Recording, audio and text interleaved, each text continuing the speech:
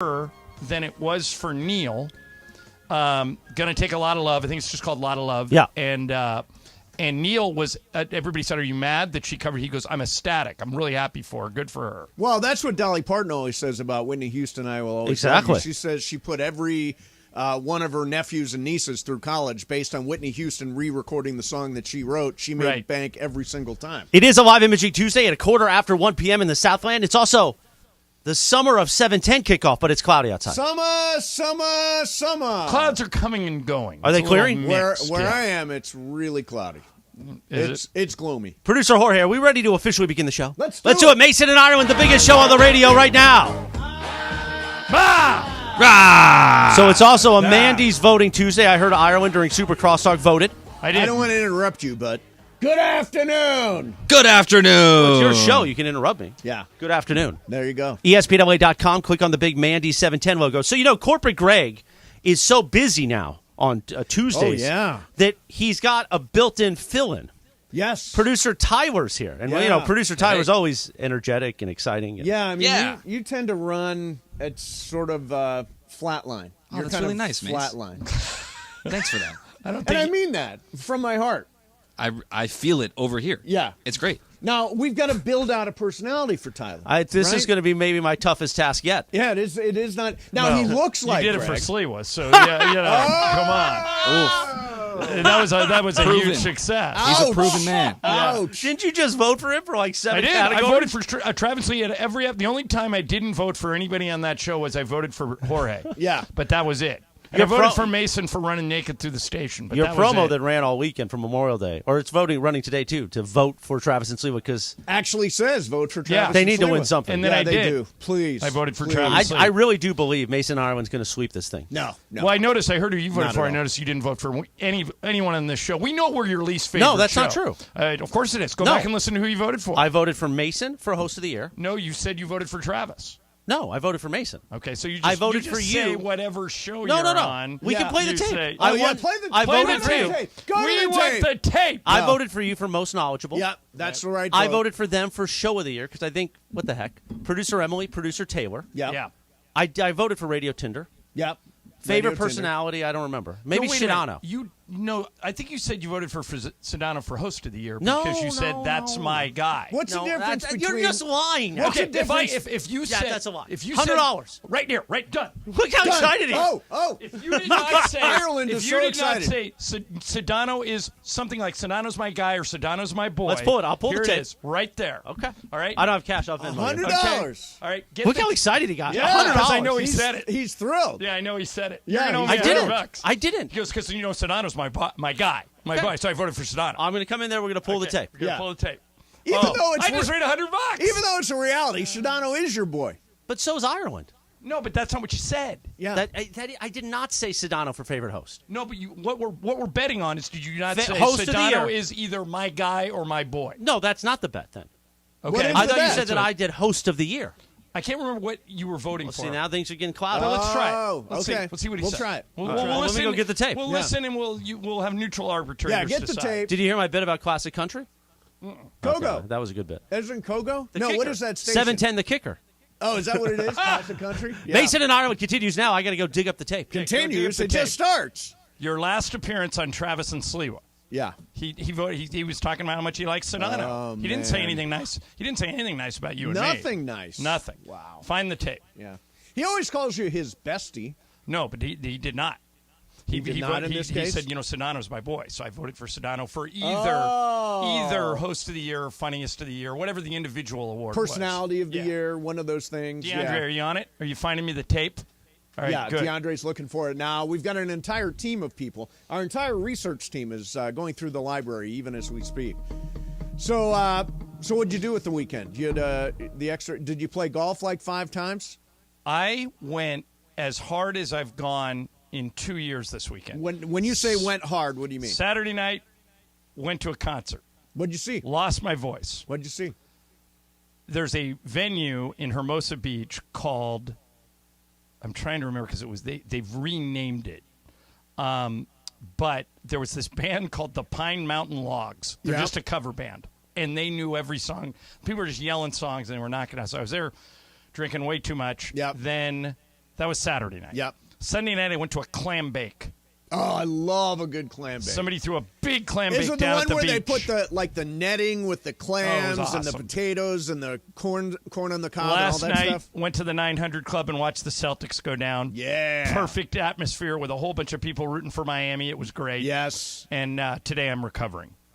So let me see. What did I do? Okay, I went for the first Miami game. Yeah. Friday I was night. at the concert, and people were sending me updates, holding up the phones because they knew who I was, and Yeah. they were saying, Miami's up 103, 102. Miami's Oh, got yeah, it. yeah. And then Derek all of a White sudden. put the putback, and it was like, uh, yeah. So I drank quite a bit this weekend. I'll tell you what happened. I got sick on espresso martinis. Okay, what night was that? That was last night. I got sick on espresso martinis, and I think it's a terrible invention.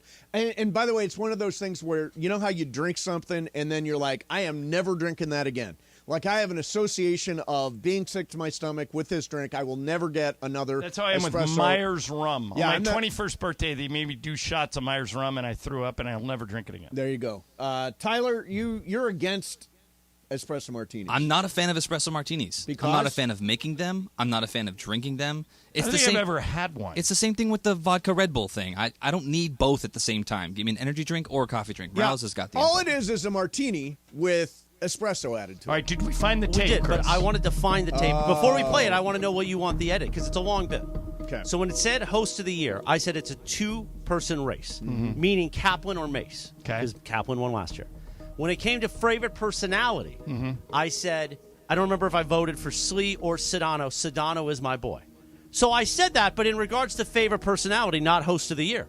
Well, You favorite said personality- host. is favorite personality not a bigger award No. than host of the year? No, host of the year is the big one. So, Okay. as I said, he shot it. He said, Sedano is my boy. And he said, I did not say that. I did say that, but I thought you meant in regards to host of the year. What do you guys think, Jorge? Who wins the bet? I think John wins the bet, dude. Tyler, what do you think? I think John wins the bet, man. Mace? I think John's got it. I think John wins the bet. Sedano is my boy. Unanimous. But I, All right, but I Chris, challenged this. Okay. I did vote for you. This all started when you said I didn't vote for you guys for anything. All right. Right. I will let you. No, I'll instead give you of- the $100. Instead of paying me, here's my offer to you. Instead of paying the 100, we revisit our trip to Tin Roof, and you pick up the tab. Okay, easy. TRB. There you go. That's easy. That was I easy. would So enjoy someone- this Gotta TRB. walk away with one. Aaron Palmer. And by the way, Associate Producer of the Year, I thought you had it queued up. My bad. it's not queued up. That's why. I Wait, didn't you know. voted for Taylor instead of Jorge. Jorge is putting the whole Mandy's together. Why But didn't you Jorge vote for won Jorge? last year. Right. That's why I said you win. I did vote for you. It's a traveling trophy. It's I'm a traveling trying. It's like the trophy. NBA It's like the MVP. NBA MVP. Don't you want to see exactly. Travis and Sliwa win something? I want them to They're win. so Chris, so I voted badly. every opportunity I had for Travis I and want Sliwa. Travis and Sliwa to win. Sliwa for funniest host, and Travis for man of the people. Man of the people, I think I did Travis too. Yeah, I think Travis is a good choice. He is like the most regular. I just don't guy think here. Kaplan's going to have the staying power. Oh, That was, no. Kaplan- that was a rookie card. Yeah. Do you guys honestly believe that Kaplan has not already somehow constructed a bot? I It's don't pretty think- hard on this I one. think it's tough on this one. Right, but if you ever knew anybody who knows a guy, The sided app. He's using the sided Can the sided app to break through our wall? Yeah, to The stuff GKB the ballot. powerhouse firewall? Cap will do whatever it takes to bring home the hardware. What That a is my- fortunate moment we find that is ourselves my in. prediction. By the way, that line is a big part of the Mandy's. Well, You'll that see. line Whatever was it just takes. some random line, and I thought, God, that is the funniest damn. And now it's turned into this thing that we use all the time.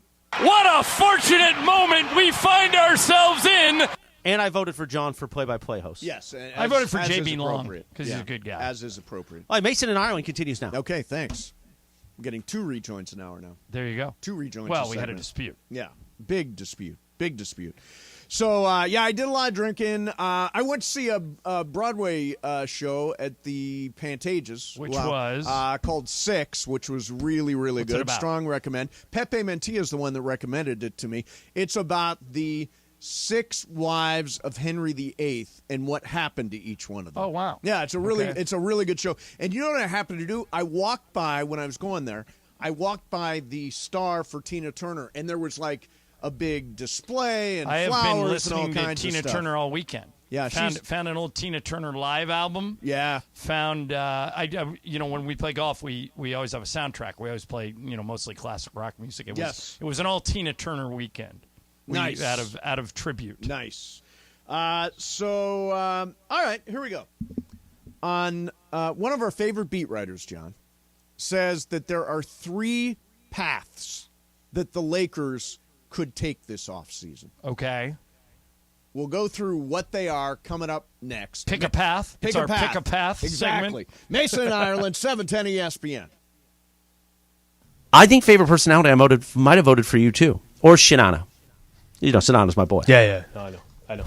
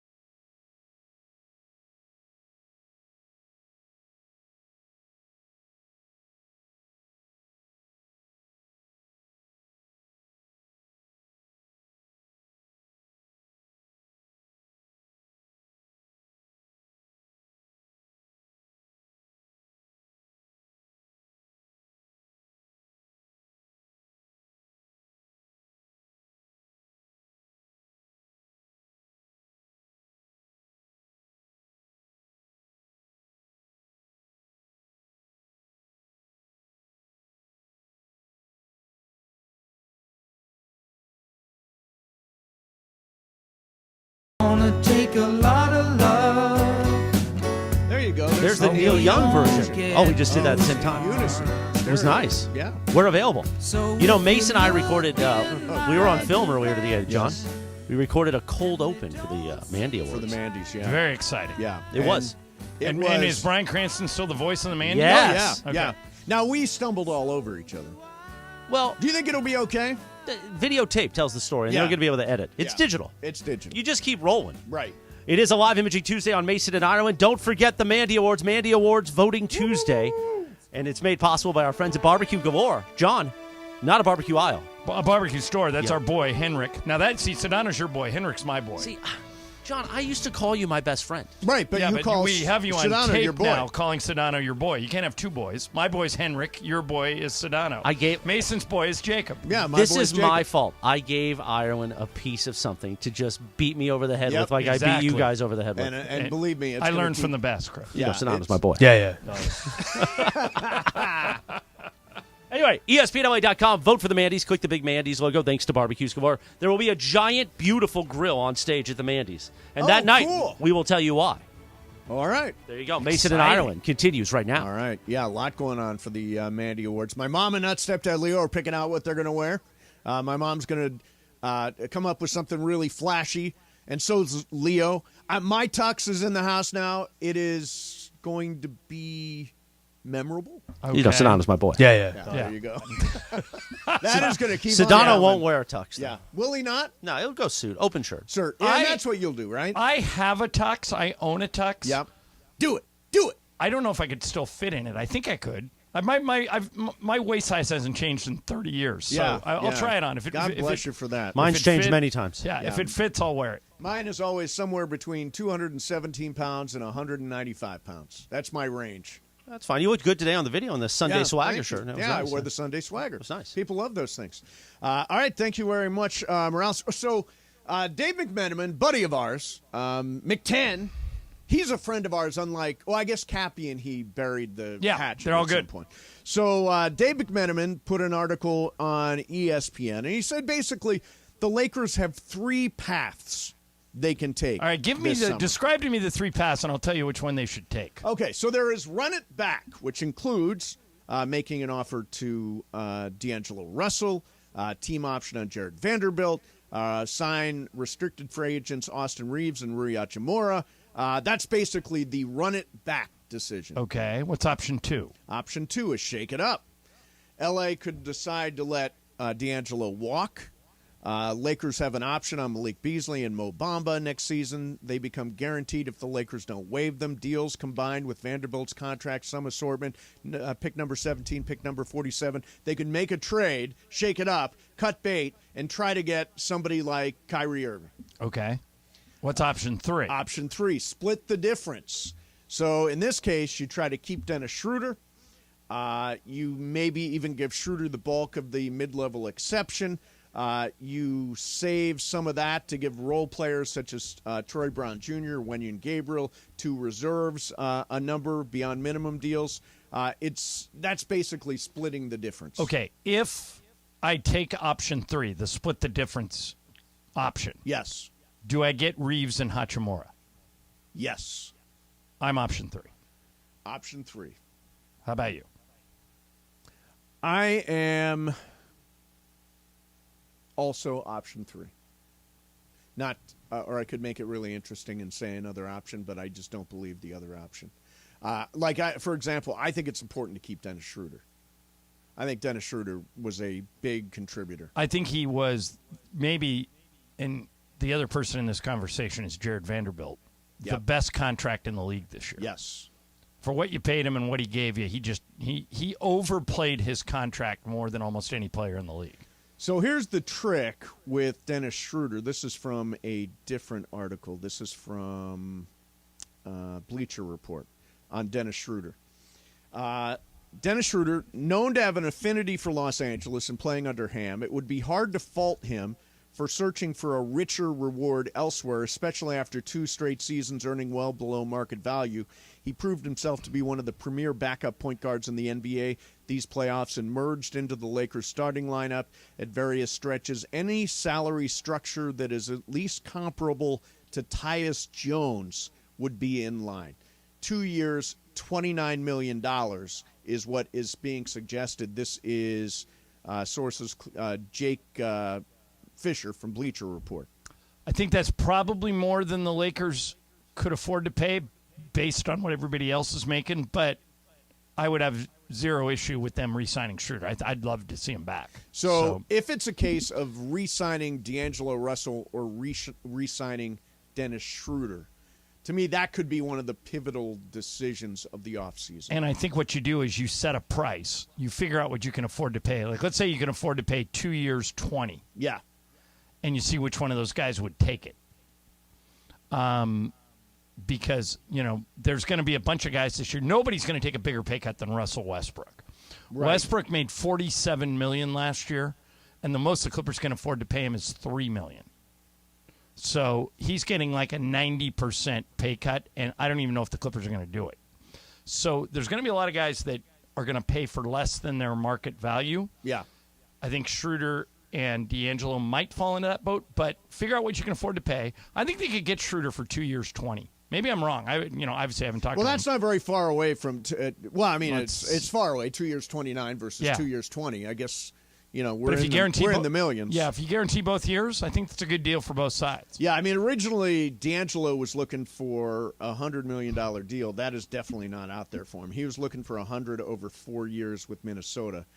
And I think he hurt himself with the postseason performance, particularly the performance in the finals. I think he hurt himself. In the conference finals. In the yeah. conference finals, yeah. Yeah, but here's the one thing is we have all these conversations. Yep. And you point this out a lot. Rob Pelinka can see the whole board. Right. And we can't. So there may be other people out there that the Lakers covet, and we just, like, when at the trade deadline, I never would have even thought of trading for Rui Hachimura no. or Malik Beasley or Jared Vanderbilt. Or D'Angelo Russell. And Rob traded for all of them. Yeah. And it worked. Right, So and there was no advance notice on any that just happened all of a sudden. Right. So you've got to trust that he's got a board, he can see it, and that he's got multiple plans on how to do this. Do you think he has an actual board, like I know he a does. whiteboard and there are No, names it's not. on it? It's more like a draft board in football where you slide different names in there. okay. At least last time I was Have you over seen there. it? Not in years, but last time I was over there, that's what Yeah. it looked like. Yeah. Jorge's got a board. Or like, do you watch Moneyball? Yeah, yeah. Remember the board they had where they were throwing names up on the Yep, thing? That yep. it looks like that. Now, Jorge, you have a betting board, right? I deleted it. You I erased deleted your betting board. Yeah, because Boston screwed me. Yeah. Oh, wait, Mason's racing past you. I am blowing past everybody. I won. I have to rethink my strategy. I won 30 on Friday. I won 50 on yesterday. 30 on Saturday and 50 yesterday. I had the under, which was 202.5, and they went way under. Boston, lowest scoring output of the year. And Minnesota and Miami, I had 8.5. Very And that thing was interesting a to blowout. see what Boston does now. I have a friend that's a Celtics fan. He's been texting me all day saying, we got to get a real coach. Joe Mazzulla is not a real coach. But here's the problem. Joe Mazzulla was thrown into a near impossible situation. So Ime Udoka took that team to the NBA Finals last year. Ime Udoka got caught in a sex scandal, and they basically fired him. Right. They made up some BS suspension, but really never let him go near the building again. Correct. Well, the next person in line to take that job was Will Hardy. Mm-hmm. Will Hardy, about a week before they found out about Udoka, took the Jazz job. Right. So Mazzulla, who was a back-of-the-bench coach, and what I mean by that is if you watch an NBA game, you'll notice there are four coaches sitting on the same bench as the players, the one that's right on the court. Yep. And there's a row behind where there's four more coaches. Joe Mazzulla was a backbench coach, but Brad Stevens really likes him and trusts him. So Stevens said, okay, you're going to be the head coach. But he didn't have a staff. Will Hardy would have been the head coach, and Mazzulla would have been the lead assistant. So Right. Mazzulla then didn't have any veteran assistants. Sure. And having said all that, he got him to within one game of the finals. Yeah. I don't think you can blow him out. I don't think think it'd Brad. be really tough. I don't think Brad Stevens wants to ruin his career. I think what happens is you bring in a veteran assistant to Yep. sit next to Joe, who's been an NBA coach in the past. You bring in Frank Vogel, Monty Williams, Yeah. somebody like Yeah. that to sit next to. If you look at most good teams, they have an assistant coach who could be or has been a head coach. Like Darvin's right hand is a guy named Chris Gent. Yeah. Chris has been a long-time NBA assistant, good player at Ohio State. He could be a head coach right now. Next to him is Phil Handy. Phil Handy won titles in Cleveland, won titles in Toronto, won titles in the Lakers. Phil could be a head coach right now. Right. That's what Mazzulla needs. He needs somebody that is head coach material sitting next to him to help him in tough spots. I don't think they're going to fire him. So I pulled this piece of sound. We're talking about the Celtics, and of course they wound up losing after coming back to tie the series at 3-3. And I've got this piece of sound I want to play for you, John. React to this. Boston. What do you think? I agree with that kid. That was on Pat McAfee's show. Some 10-year-old kid called in and said, F Boston. Yeah. Boston. Yeah, I would have been quite unhappy had the Celtics made the finals again this year because the Lakers and the Celtics have exactly the same amount of Exactly. titles, 17 each. Yep. So now either Denver or Miami. Denver's going to win their first one. Yep. Or Miami's going to win their third. Well, no, they won 2 with LeBron and 1 with Dwayne Wade. So Okay. it would be their fourth one. So the one thing I was thinking about is, and I put a lot of mythical money on Miami on Saturday, and here's one of the reasons. I believe inside games there's such a thing as momentum, But I don't believe in the momentum concept. Like, I never bought momentum outside of the series. Like, did Boston have momentum? They won 3 individual games. The fourth one doesn't necessarily build on the other 3. I don't believe in momentum from game to game in a series. Do you? It's interesting. Because the Lakers took out Memphis in 6, then they took out the Warriors in 6. They weren't favored in either series. Yes. Then Denver took them out in 4. Right. And Denver was favored in that series. But I never felt like there was any momentum. I thought every game was its own individual entity. Yes. I think you're right. Yeah. I just think that once a game starts, that's it. That's why when it was 3-3, I thought, you know what? Miami, it's a totally separate game. Boston hasn't been especially good at home, as you pointed out a whole bunch of times. And, 8.5 points was a lot of points. I think they're now 11-12 at home in the playoffs over the last 2 years. And I'm sure Boston. And I'm sure Denver is a fairly heavy favorite to win the title. They are, but they've never done it. Right. And Miami, did you see Jimmy Butler last night? Yeah. With the trophy? Yeah. Wouldn't touch it. Yeah. When Bam Adebayo tried to hand it to him, he goes, I'll take the next one. Yep.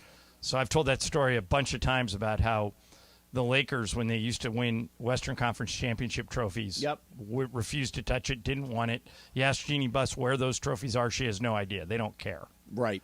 They feel about the Western Conference trophy like I feel about the Mandy's. Don't want it, don't need it. Give me the big one. Yeah. You want personality of the year. No, I don't want to. You don't want any awards. Heck, I want an EGOT award. I want one of those big ones. Oh, Come on. EGOT would be fantastic. Any of those 4. Yeah. All right. I already have my star on the Walk of Fame next for me. You do EGOT not award. have a star. I'm on one the of Hollywood Hollywood's Walk of Fame. big guns. You are not Look it one up. of Hollywood's big guns. All right. Coming up next for you, Wheel of Questions. It is my wheel today, and among other things, there's a question about a movie I saw this weekend. That's coming up next for you. Mason in Ireland, 710 ESPN. Let me tell you about Jacob M. Ronnie. So here's a typical situation. You get in what you think is a minor accident, just minor. Your knee hits the dashboard. You get out of the car. You talk with the other person. They say they zoned out or they didn't see you or the light was yellow or whatever the hell they say. Now, it's obvious the accident was the other person's fault. Your car is damaged, but it can still be driven. You can take pictures. You exchange information. Then after a week or two, you get hold of the other driver, and they say, hey, it was your fault. Oh, and your knee has hurt more every day since the accident. Don't put yourself in this situation. Don't do it. You want Jacob Imrani.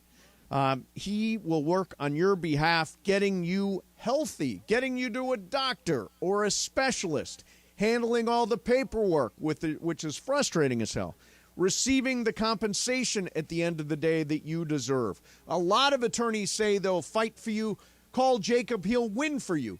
844-24-JACOB. That's 844-24-JACOB.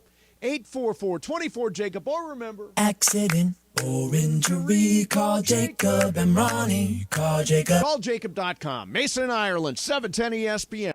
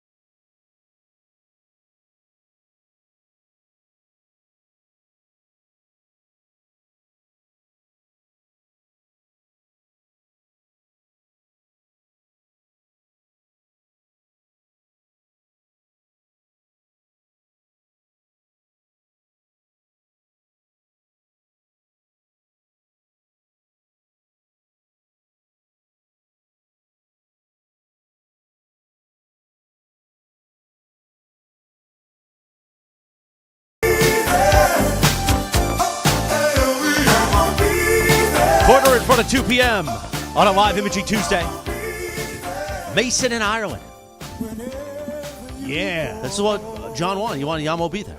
I'm a big Michael McDonald fan. I realize most people are like Mason and they look at it as old music, but I It like is Michael old music. McDonald. I like the By newbies. anybody's standards. Yacht it's old rock is music. popping in this country. Yeah, I don't know that it's popping anywhere. You know what else is except popping? A gated community in Manhattan. I don't live in a gated community. And a country club. Do I live in a gated community? I have no idea where you live. You I should, don't know Chris. what It's a you great do way when to you're I not do keep have a- people like Mason out. I have a Yeah. front gate, but it's not a gated community. Yeah, okay. And you're listening to Yacht Rock. I listened all weekend long in the car. God, Beautiful. sounds horrible. It was amazing. Horrible. Pull it up. Pop it up right here. Yeah, go ahead. Here it comes. Oh, Yamo be there. You feel that. By the way, what does even mean? Yamo be there. What does that mean? It's Ya? it's religious. Oh, No, good job, is it Mace. really? Good Yeah. job, Mace. What is it? Mark the tape. You're making fun of God. I'm not making fun of God. What? I'm asking what it means. Yamo. Mark the tape. What does Yamo mean? Meanwhile, while we I'm ponder gonna that, look it up so I don't screw it up It's like so you just religious did. you don't even know what it is? No, it's a religious. Yamo? Yeah, it is a religious reference. before we get to wheel of questions, we're going to finish this right here because I want to see. Oh, I want to see what religion it is. Is it Christianity? Yeah, I Yamo think so. be there. Is it Y-A-M-O? Yeah. Yamo. Y-A-H-M-O. Be All right. So here's somebody song facts. Okay. My interpretation of the song is that we are sometimes drowning in our own ways, and it's to remind you that God will be there when you get in trouble. Good job, But Mace. go ahead and mock it, atheist. Mock it, Mace. I just don't like the You know what song. you are today? Yeah. For mocking that song? What, gutless? You gutless! Oh, yeah. I was waiting for that one. and According you, to Michael that song's Mc- about you drowning in your Are you own... going to get any new ones, or are we stuck with these Well, four? we got Gutless, It's a Final, Bam, and Party, Party, Oh Party. Party, party, oh, party. What about Summer, Summer, Summer? Summer, Summer, Summer. Yeah, that's another Okay. So these two, this was also, do you know who the other guy on this song is besides Michael McDonald? You should know. You played a lot of his music in your DJ days. Oh, wait. It is... that was him right there. This guy. No, it's not Philip Bailey. You're close. Philip Bailey. No, I don't know that. It's James Ingram. Oh, yeah, James Ingram. So, is great. according to Michael McDonald, this was based on the original Hebrew name for God, Yahweh, and was originally called Yahweh Be There. The title was James Ingram's idea. We were talking about how to say God will be there without scaring most of the audience away. So we changed it. Right. And so that's what you're mocking. Yeah, no, I'm not mocking. I just If there's don't- anybody who should I'm get a- on their knees every day and thank God for what has been given to you, it's you. I agree. Look, here's the thing. I first of all, I had no idea it was about God. Salute to God. Secondly, I just don't like the song. There are hymns I don't like either. there are certain hymns I don't dig.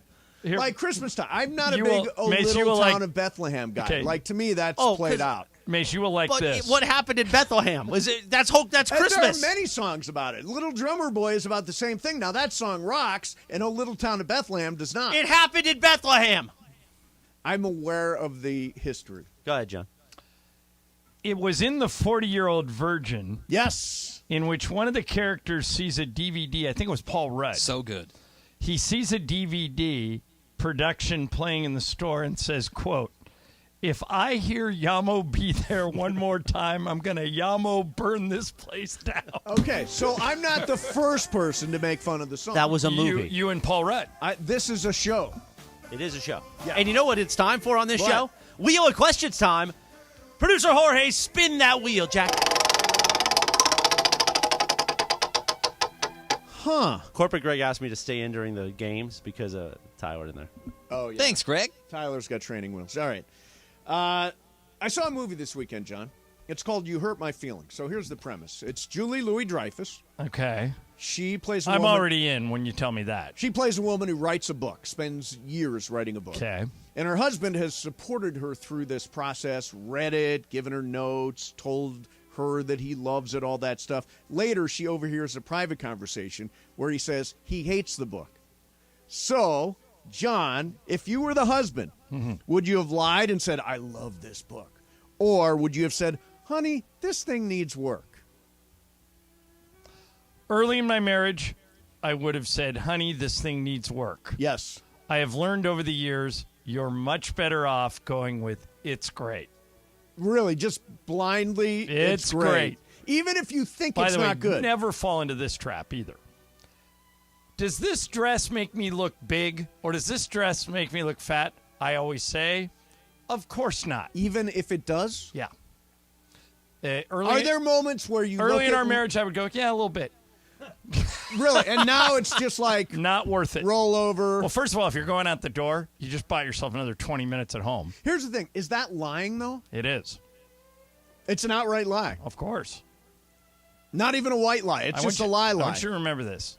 Happy wife, happy life. Yeah. Or in your case, happy spouse, happy life. You don't think Juan If lies Juan to you? says to you, these pants make me look fat, your response is, of course not. Of course not. Exactly. But you don't think Juan lies to you? And by the way, We had a long conversation about there- this movie. There are people out there listening right now that says, well, me and my spouse have a relationship of honesty. Of trust and honesty. Your spouse is not always telling So you if the Lisa truth. does a big campaign, because she Yeah. works in the advertising Yep. business, and you think, oh my God, that is a terrible campaign. Mm-hmm. But, honey, I love it.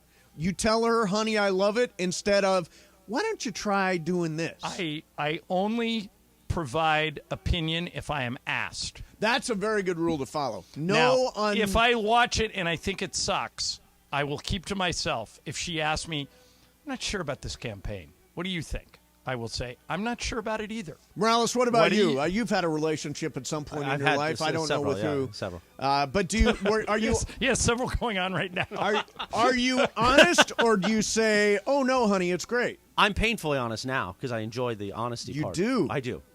I enjoy the dagger. So you would Much say- like when Tom told Shiv. Oh yeah, Yeah. I don't know if you guys want It to took get a into long. that. It took a long way Yeah, for we the can. two of them We to get will. there. We But will. yeah, yeah. So you're just straight up tell her, bam, Bam! as you would say. Because what's the It's worst? a final! What's the Final! worst that's going to happen? You're going to leave? Okay, we'll call somebody else. Yeah. It's not that big of a deal. Yeah. Well, we are involved in many years. But still, relationships. if that's what brings it down, then it wasn't worth anything anyway. Oh, sure it is. You gotta lie a little bit. If you asked Juan Mason's something, right. Yeah. if you asked Juan something specific, Yeah. whatever it is, do you think I'm good on the radio still? Yeah. And he said absolutely. Then you went through his phone and you saw that he texted a friend. Which Yes. is this movie. Yeah. This. Right. This. Would movie you not says be that hurt? show Would you is not be terrible. horribly hurt? And then you've broken trust on both sides. Wasn't it just be better if he said, "Honey, you're not as great as you used to be, but you're still okay." No, that would piss me off. Yeah, but at And- least it's honest. Yeah. Yeah, honesty is not always the best Sometimes policy. it's not the best policy. No. Now, Tyler, you're a married man, right? It's true. Yeah. And Yes. and where's your Tyler, if your wife walks in and says, "You think this outfit makes me look fat?" What do you say? Absolutely not. Good. I don't think that you've ever looked better, if I'm being honest. Well, I wouldn't go that far because then she knows you're lying. right? If she's But that's on kind the- of- that's kind of if the she's undertone on that I the take. fence about the outfit, she wouldn't have asked. And That's true. Then she goes on your phone and sees that you're following all these IG girls. How do you think that's going to make her feel? Yeah, not great. Yeah. Not great. Yeah. No, but I will. I'll tell her, sometimes you just need the confidence boost. Yeah, you look great. Let's yeah, go. see, We're I late. think there's a fine line between lying and supporting, right? I support the book, or I support you when you're put on this outfit, but I know the truth about it. Jorge, what about you?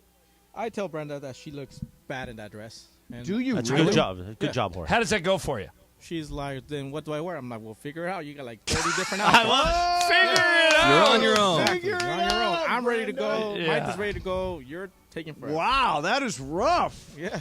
You can kind of tell when your spouse asks you something which way they're leaning. Yes. Like they'll be in front of a mirror and looking at something and they'll go, I'm not sure about this dress. What do you think? I'm not sure about it either. What's So you just take the cue from right. her What's- and then run with what that. Don't I, but I can't put my finger on it. What don't you like? Yeah. I think it makes me look a little big in the hips. Well, I wouldn't say that, but if you don't Very like specific. it, change. Very specific. I know. That's very specific. Well, like this has happened before. Never. Oh, now here's a harder one. Yeah.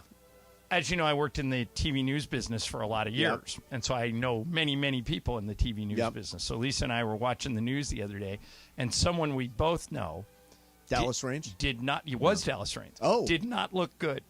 Really? It was Should Dallas we- Reigns, former No. backup quarterback for Florida State? First of all, he never played football at Florida State. Yeah, he did. His real name is Kevin. One of Yeah. the nicest guys in the business. And Yeah, I love Dallas And this Reigns. story is not about Dallas Reigns. He's but go my ahead and keep official thinking weatherman, it. yeah. Would you say anything to that person Meaning, say anything about what? that how bad they looked? Oh. God, you mean in person? Would You're you saying bad. They look bad. So in other words, somebody who You looks can't, right? somebody who looks normally bad, looks great didn't. has a bad night, Yeah, would you say anything? I wouldn't. Yeah, I don't think I would either. But Slee was just starting out in TV. You should text him. he is. Sits alongside Jim Hill there once in a while. Well, you can't. You can never upstage Jim. Jim's No. always the best dressed man in the room. Yes, so he is. if you're Yes, next he to is. Jim, you're coming in second. All right, well there you have it. It's a good movie, by the way. I was thinking about you while I was watching it because it's Julie Louis-Dreyfus. Yeah, and she's unbelievable. You love her, and she's so funny in this. She's so funny. Has won Emmys as a lead actress in 3 different shows. Can you guys name all 3? Sure. Go ahead. Seinfeld, 1, New Adventures of Old Christine, 2. and Veep. There you go. Yeah. People say I would enjoy Veep. I haven't watched Oh it. my God, you would love Veep. It is Really? so good. Jonah Ryan, 2024. Yeah. This No, was his year. You would so love it. Okay, I'll Yeah, try it. yeah, you would- Without you would so Succession love it. now, I'm looking for something. Yeah. Yeah, We'll Veep's great. We'll do a little Succession coming up. Plus, it's 2 o'clock call of the day. 877-710 ESPN. 877-710 ESPN. We hey, take Bergman's not here. We could take an unlimited. Well, you know what calls. you know what producer Tyler says when he screens them. no. 710 ESPN. Sit tight. Sit tight. I Is like that it. what you say? Sit tight. We I might like get to it. your call. Sit tight. All right. Somebody's going to sit tight, and we'll take them on the phone next. 877-710 ESPN. Mason, Ireland, 710 ESPN.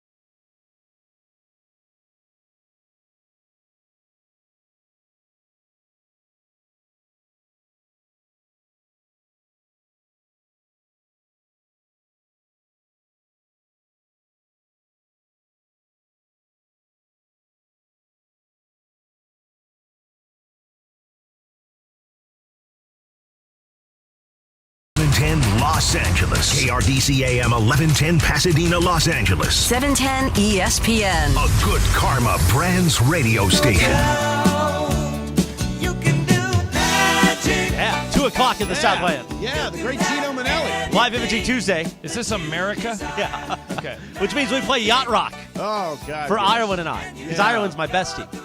But Sedano's your boy. He is my boy. I mean, that's Yeah, not a lie. He is your boy. By the way, don't miss Sedano and Cap today at 4 p.m. It is 2 o'clock in the Southland. Producer Tyler sits in for the very busy corporate Greg today. And it's time for the 2 o'clock call of the day. Every line, Jim. Chris will allow you the pleasure of taking a number between 1 and 10. I wonder who's been sitting tight the longest. Let's go with number 6. Oh, line number 6 is Tom in the Inland Empire. Tom, you're on 710. What's up, man? Don't ask us how we're doing, by the way. Yeah, I know. You're trying to trick me right there, but no, I don't care. Good to hear from you guys. I have a bone to pick with you, Mace. Okay, pick since away. You're the big stoner of the group. Yes. I'm curious. What is it? The gummies are the big thing that you do, but there's no actual flower or anything you consume. And just to give you a little bit, I work in the cannabis industry. My company that I work for is based out of LA, so big cannabis connoisseur here. Okay, so lately I have been smoking. I do like the gummies. I like the wild gummies, WILD gummies. They're very, very good. I like the indica or the hybrids, and then I also like a good indica pre-roll. So I've been on a little bit of both this summer so far.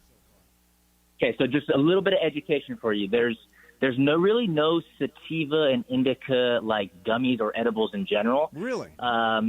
Yeah, like the way that companies get away with that is they add additives. So like for something that is sativa, they add like guarana. That's going to give you like energy, right? Right. And then for like indica, they're going to give you valerian root, which is like chamomile, right? It's going to give you that indica feeling. So when you're getting your edibles, don't necessarily go on indica sativa. Go for, like, again, if you're looking for sleep, big CBN. Look for CBN. That's what's going to really, really help you sleep. I know John has big issues with that. That's so John's game, yeah. CBN. Yeah, I'm taking Anything 20. CBN I'm taking is 20 correct. milligrams these days, and it's knocking me out just Yeah. enough. Mason thinks I should go to 30, Tom, Yeah, but I think that's, go for 30. I think that's a little extreme. I'm not actually a racehorse. Yeah. I don't, need that much, but we'll see. Well, that's what's going to happen. Obviously, with anything, your tolerance is going to get up. It's going to get up there. So, but don't be that guy, right? We don't need you passing out on us. But anyway, guys, appreciate the call. Thank you, Tom. Tom. Appreciate Thank the you. advice. So there's no such. How do you like that one?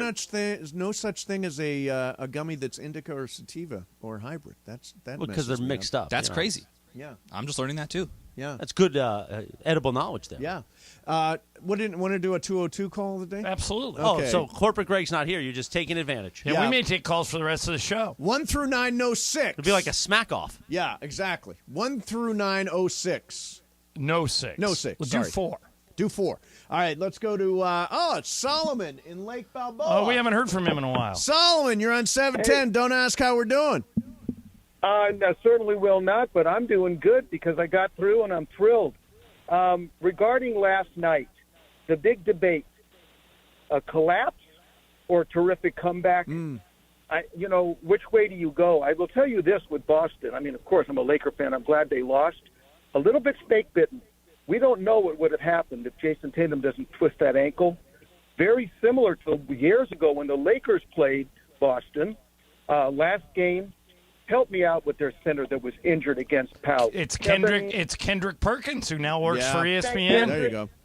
Could not play. And I'll tell you something, Powell could not handle him down low. And I think the Lakers got that one because he was injured. We'll never know if Miami gets that win with a healthy Jason Tatum. That's all I can tell you. Yeah. All right. Thanks, Solomon. Injuries are part of it. Yeah. LeBron and AD would probably have more finals to their names if they didn't keep getting hurt. But, that's part of the deal. And the Celtics put themselves in that position by letting the Heat win the first 3 games. So when Jason Tatum went down with a bad ankle, they didn't have any wiggle room left, and that was it. But I think Denver's going to win the finals, but Miami is somebody I would not rule out. If you made me pick it right now, I'd say Nuggets in 7, but I don't feel great about it. Yeah, I'd go Nuggets in 6. They look like a very complete 6 team. and 7. I think Nuggets sweep. Nuggets in a sweep. Who on the Heat is stopping the Joker, honestly? It is a final. Well, Bam Adebayo's first team all defense. He's a really good defender. I don't know if he can stop Jokic, though. If AD couldn't stop him, I mean, we all make fun of AD here and there. But not you, John, but, Me either. AD, compared to what the Heat have? Come on. By the way, how great does Sedano look on TV today on ATH? Looks so skinny and tan. Well, that's your boy. That is my boy. Yeah. By the way, why don't you do a 204 call? Let's just blow it up. Let's go big. Do a 204 call today. Give us a number. Okay, Number 2. Number 2 is Fred in Simi Valley. Hey, Fred, what are you doing? Don't ask how we're doing. It's like the Lakers postgame show, right? It is. I'm doing great, gentlemen. Thank you very much. I wanted to chime in on that thing about the wife and how do I look in this dress-up hand. Yeah. I have been brutally honest with my wife all these years. We're together 30 years, and I've been doing it all 30 years. Just in as example, she bought a green blouse recently with some, design in it. And then at the bottom of the blouse, there was this half-moon white thing that was part of the blouse. And I looked at it, and I said, honey, that looks like an apron.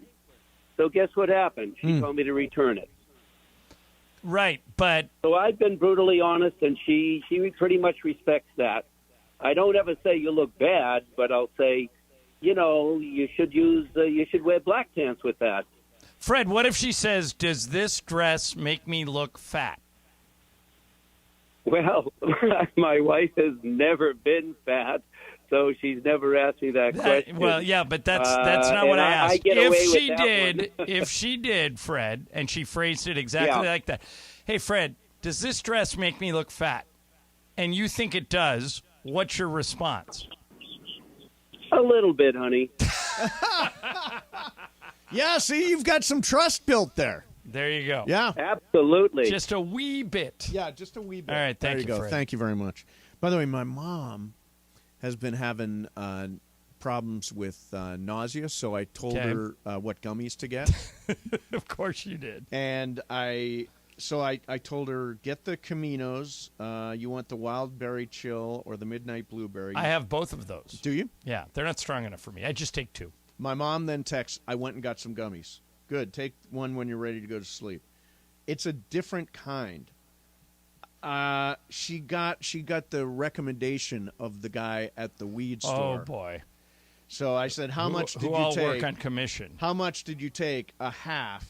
How many milligrams is it? 0.5. This is the conversation I'm having with my mom yesterday afternoon. Right. I have no idea how it turned out. I have no idea if she felt better. She might be asleep right now. She could still be asleep for all I know. Still be asleep. So, that was good gummy advice there, too. Good gummy advice. So I was going to bring this up, John. Yeah, last week, sort of related, we were talking about multivitamins. You take a multivitamin every day. Yeah. So I found this study. And by the way, you can find a study that proves almost anything. But I found this study. Clinical trial, more than 3,500 people over the age of 60 taking a multivitamin supplement.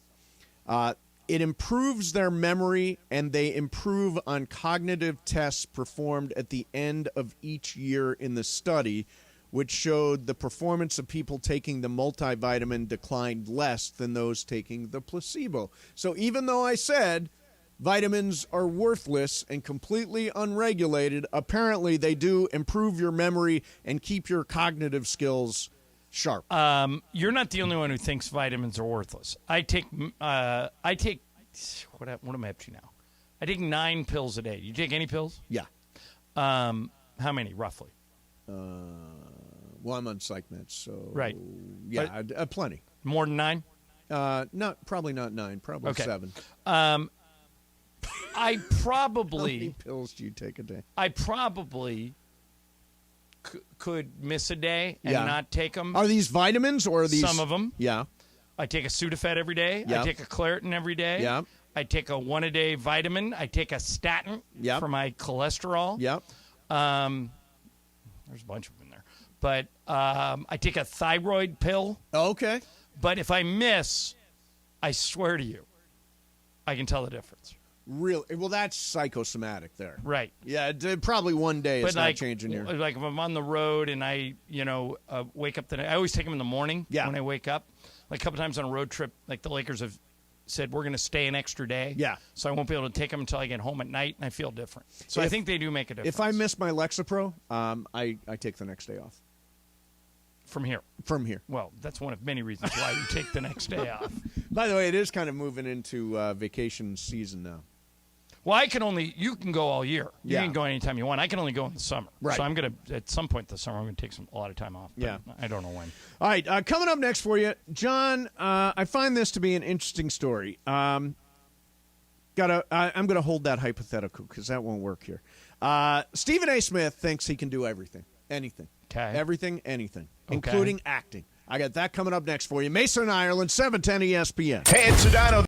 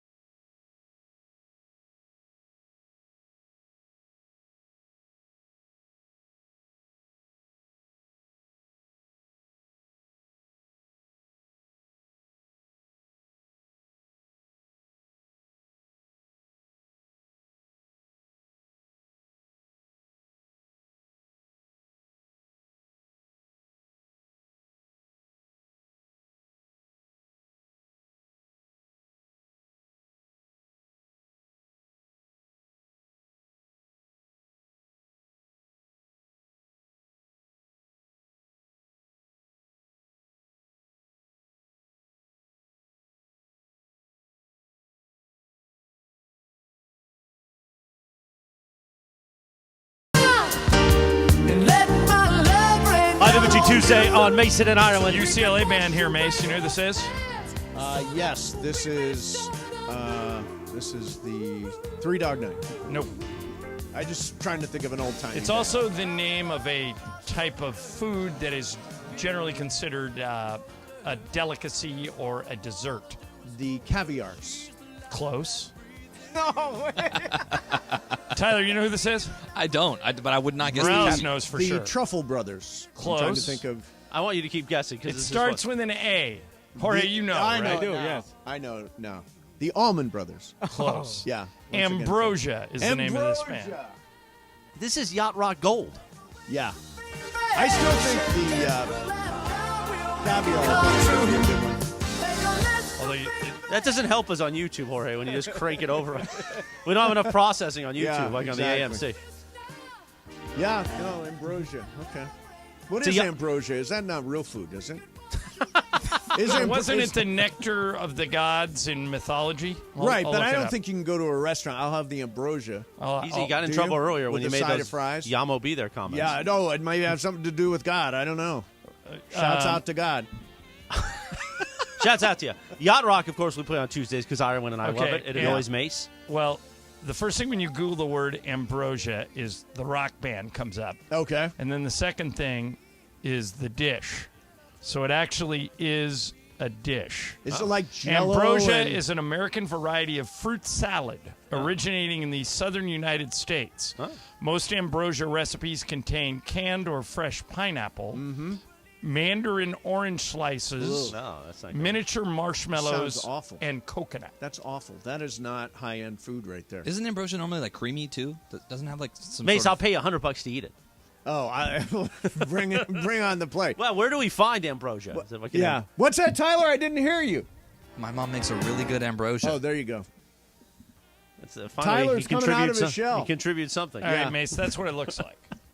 Yeah, I mean, I think that's like typical, like I'll bring a covered dish kind of food. Yeah, right? it could be. Yeah. By the way, in about 30 minutes, what's up, fool? Now, here's the thing. Corporate Oh. Greg is so busy, he says now, Yeah. that he needs one day off from the show, which Yeah. I don't agree with.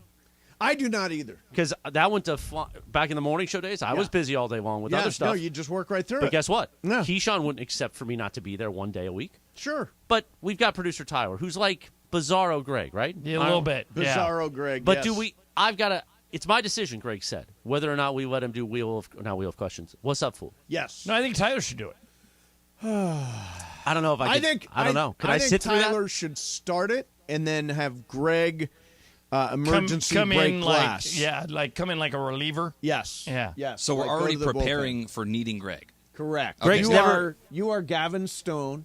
Thanks. And He- we've, by the we've way- got Phil Bickford up in the bullpen. By the way, Nice. Gavin, I don't know if this is an ominous sign. Gavin Stone sent down today. Sent down. Yeah. Yeah. No, he was terrible over the weekend. Has too. Greg ever been referred to as a closer in his life?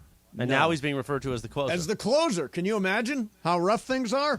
By the Greg's way, the closer. it's a Mandy's Voting Tuesday. Be sure to vote for Mason in Ireland for Show of the Year. Go to ESPNLA.com. Of course, Show of the Year award made possible by our friends at Michelob Ultra. Yeah. Michelob Ultra. It's only worth it if you enjoy it. Mason in Ireland continues now. All right. I just got Celebrity spokesman for Michelob Ultra. You know who it is, Mace? this Michelob Ultra. Come on. Michael McDonald. Jimmy Butler. Oh, Jimmy Butler, right. Oh, I thought you were going with Brian Cox. No. Now, he's the bum, spokesman bum, for bum. McDonald's and DirecTV. But he's in the Michelob Ultra commercial. Oh, Is He's he in the now? Caddyshack one, yeah. Okay, good. I like that one scene where he gives a speech and he says, "Good afternoon." You still trying to work in that? It's part of the show. Thank you. Oh, laugh Very track. much. A laugh Yeah, track. Let's add one of those. You know you're struggling when you got a laugh track. Jorge, what's the show like today? I'll be over here. Jorge checks out. Is it Tyler? Is he the problem? It's the greatest show. This has been the greatest show. It's the greatest show. There you go. Tyler. I like that. I Don't need ask that Tyler if this reassurance. dress makes you look fat. He's lying. You look great in that dress, Mason. By the way, I got a little nugget here I'll throw out there. This is from Heavy Sports, John. Okay. He said they're talking about Kyrie to the Lakers. I don't think it's happening, but go ahead. Unnamed general manager. I would not like the message very much if I were the Lakers or if I were in the front office. There's not an overwhelming sentiment from them like, we got to go get Kyrie for LeBron. So there's another indication that probably, at least according to sources that are out there, the Lakers are not in on Kyrie Irving. I would tend to side with that, but again, I keep going back to this. Rob Pelinka knows what the whole thing looks like, and we don't, so we just got to wait. Well, we do know what July 1st, we'll get some answers. Yeah, we do know what the Kyrie thing looks like. It looks like a mess. It looks like a mess. I'm not as against it as you are, but I don't think he's coming anyway. Yeah, I'm dead set opposed. All right, so Stephen A. Smith, let's talk about this for a second. So Stephen A. says, he was on the Tamron Hall show, I want to end my career being recognized as the greatest television talent in history. Okay. Stretch goal, unbelievable. I would argue that he's probably, in terms of sports media, would you say he's for sure top 3? I mean, I almost think it's Barkley, Stephen A. So if I was going to rank the top 3 sports media personalities in TV, Yeah. I would go John Madden 1. Well, let's talk about living and breathing and here. Well, but he's saying of all time, right? Oh, of all time, yeah.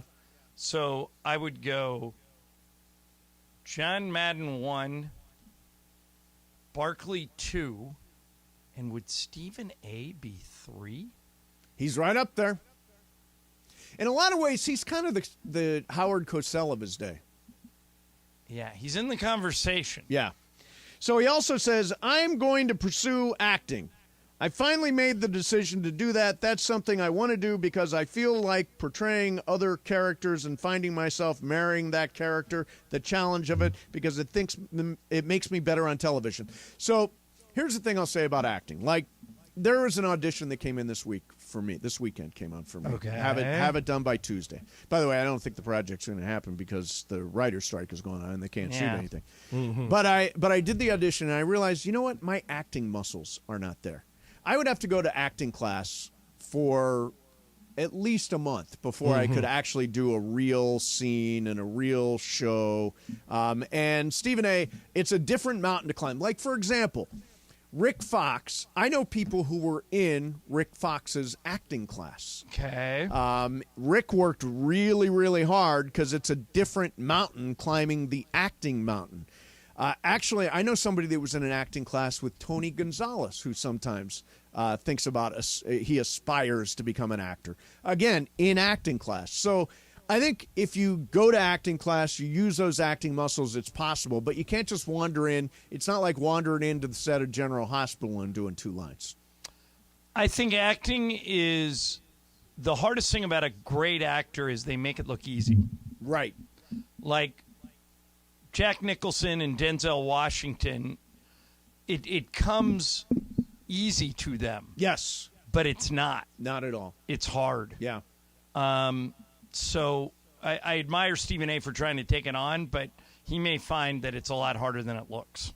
It is really tough. He does do General Hospital. Yeah, he's been on a bunch of times. Yeah, he's been done on there a lot. You mentioned Gavin Stone got sent down. Gave up 7 runs in 2 innings on Sunday.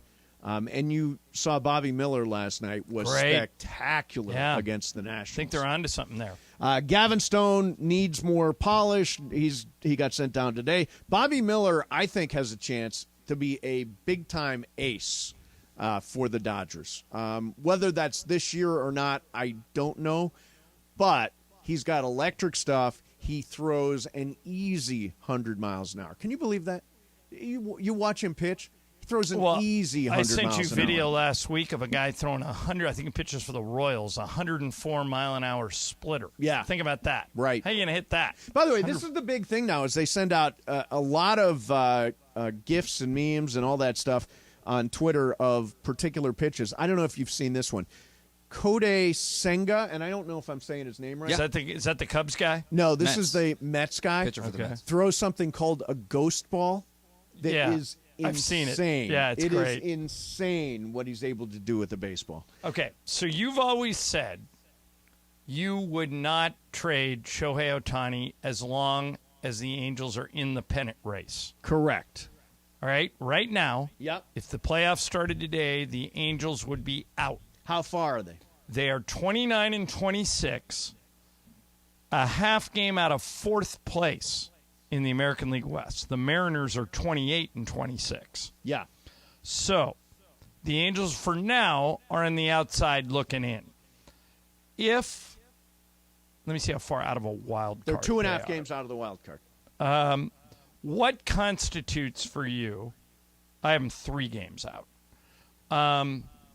What constitutes for you being out of it? At the trade deadline, if they're 5 games, if they're right now in the wild card, they're in 4th place in their own division, 3rd heading for 4th. Yeah. In the wild card race right now, if the season ended today, the Orioles and the Yankees would be the wild card teams. The Astros, the Red Sox, and the Angels are all chasing them. The Blue Jays are a half game behind the Angels. Okay, I'm just going to pick a random number, say 7. If there's 7 games out of the wild card, you trade Shohei Ohtani. See, I would trade him now. Regardless. Yeah. I don't Even though you're by the way, they are 2.5 out of the second wild card. Okay. I have them 3 games behind the Astros. And 2.5 behind the Yankees. 3.5 behind the Yankees. Okay. So they're 3.5. They're halfway to your number. They're halfway to 7. Correct. I think the most unconscionable thing the Angels can do to even compound all the dumb things that they've already done. By the way, they are 29-20. They're not having a terrible year. Not at all. They're scuttling around 500. They're right kind of in it. Not at all, but they're on the outside looking in. I think the worst thing it can do is let Ohtani walk for nothing. I think it is a fireable mistake if Perry Minasian, the GM, does that. Well, that would be an Artie Moreno decision. I don't think that's well above Perry Minasian. Despite the fact that he's the general manager, Artie is going to make the call on whether or not to trade Shohei Ohtani. Yeah, if they just hang on to him because they think they're going to make a run and they're on the outside looking in, I think you just screwed your franchise for the next 10 years. Shohei Ohtani would get a king's ransom even today, and he's worth less today than he was a year ago. Because as you always point out, the Dodgers or other teams that are interested in him can just wait and get him for nothing in 6 months. Yeah. I think they've got to be out of the race firmly for the Angels to trade. And this to is you, just what constitutes out of the race firmly is 7. 7, okay. yeah. That's a random number. But I think 7 games out, you're probably done at the trade deadline. I think they can still get a whole bunch of good stuff for Shohei Ohtani, whether it's now or it's in a couple of weeks, which is basically a couple of weeks away. When's the trade deadline? July or August? Is it August 1st? August. I knew they moved it up. Feels right. So they've August 1st. Yeah, August 1st. Tyler says. Okay.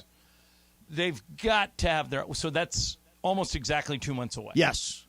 I think they've got to have their eyes on moving him if they're still on the outside looking in. And, all reports are that Artie Moreno supposedly has too big an ego to trade Shohei Ohtani. Now, that's very short-sighted on his part. If they're out of it, you got to go get some good stuff. Well, and Artie Moreno is the guy who signed Albert Pujols and Gary Matthews and Vernon Wells and Anthony Rendon and all these dudes who didn't work out. Right. So if you're trusting Artie's instincts in this case, it's probably a mistake. Even though I agree with you, he's probably the one that makes the call. Yeah, I don't think Perry Minasian's like... But when is the last time Artie did the right thing? Well, he did list the team for sale. But then he pulled he did. Then he pulled him back. That is true. He did list him for sale. Yeah. That was the best thing he's done lately. And apparently got more than he was asking for and then backed out. Yeah. All right.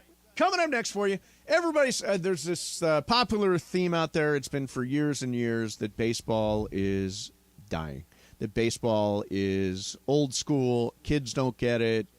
It's not working. They've done some alterations to the game this year to speed it up. I actually have evidence that it's the opposite. Baseball's not dying. It's actually growing. I'll explain next. Mason and Ireland, 710 ESPN. The Fun Way.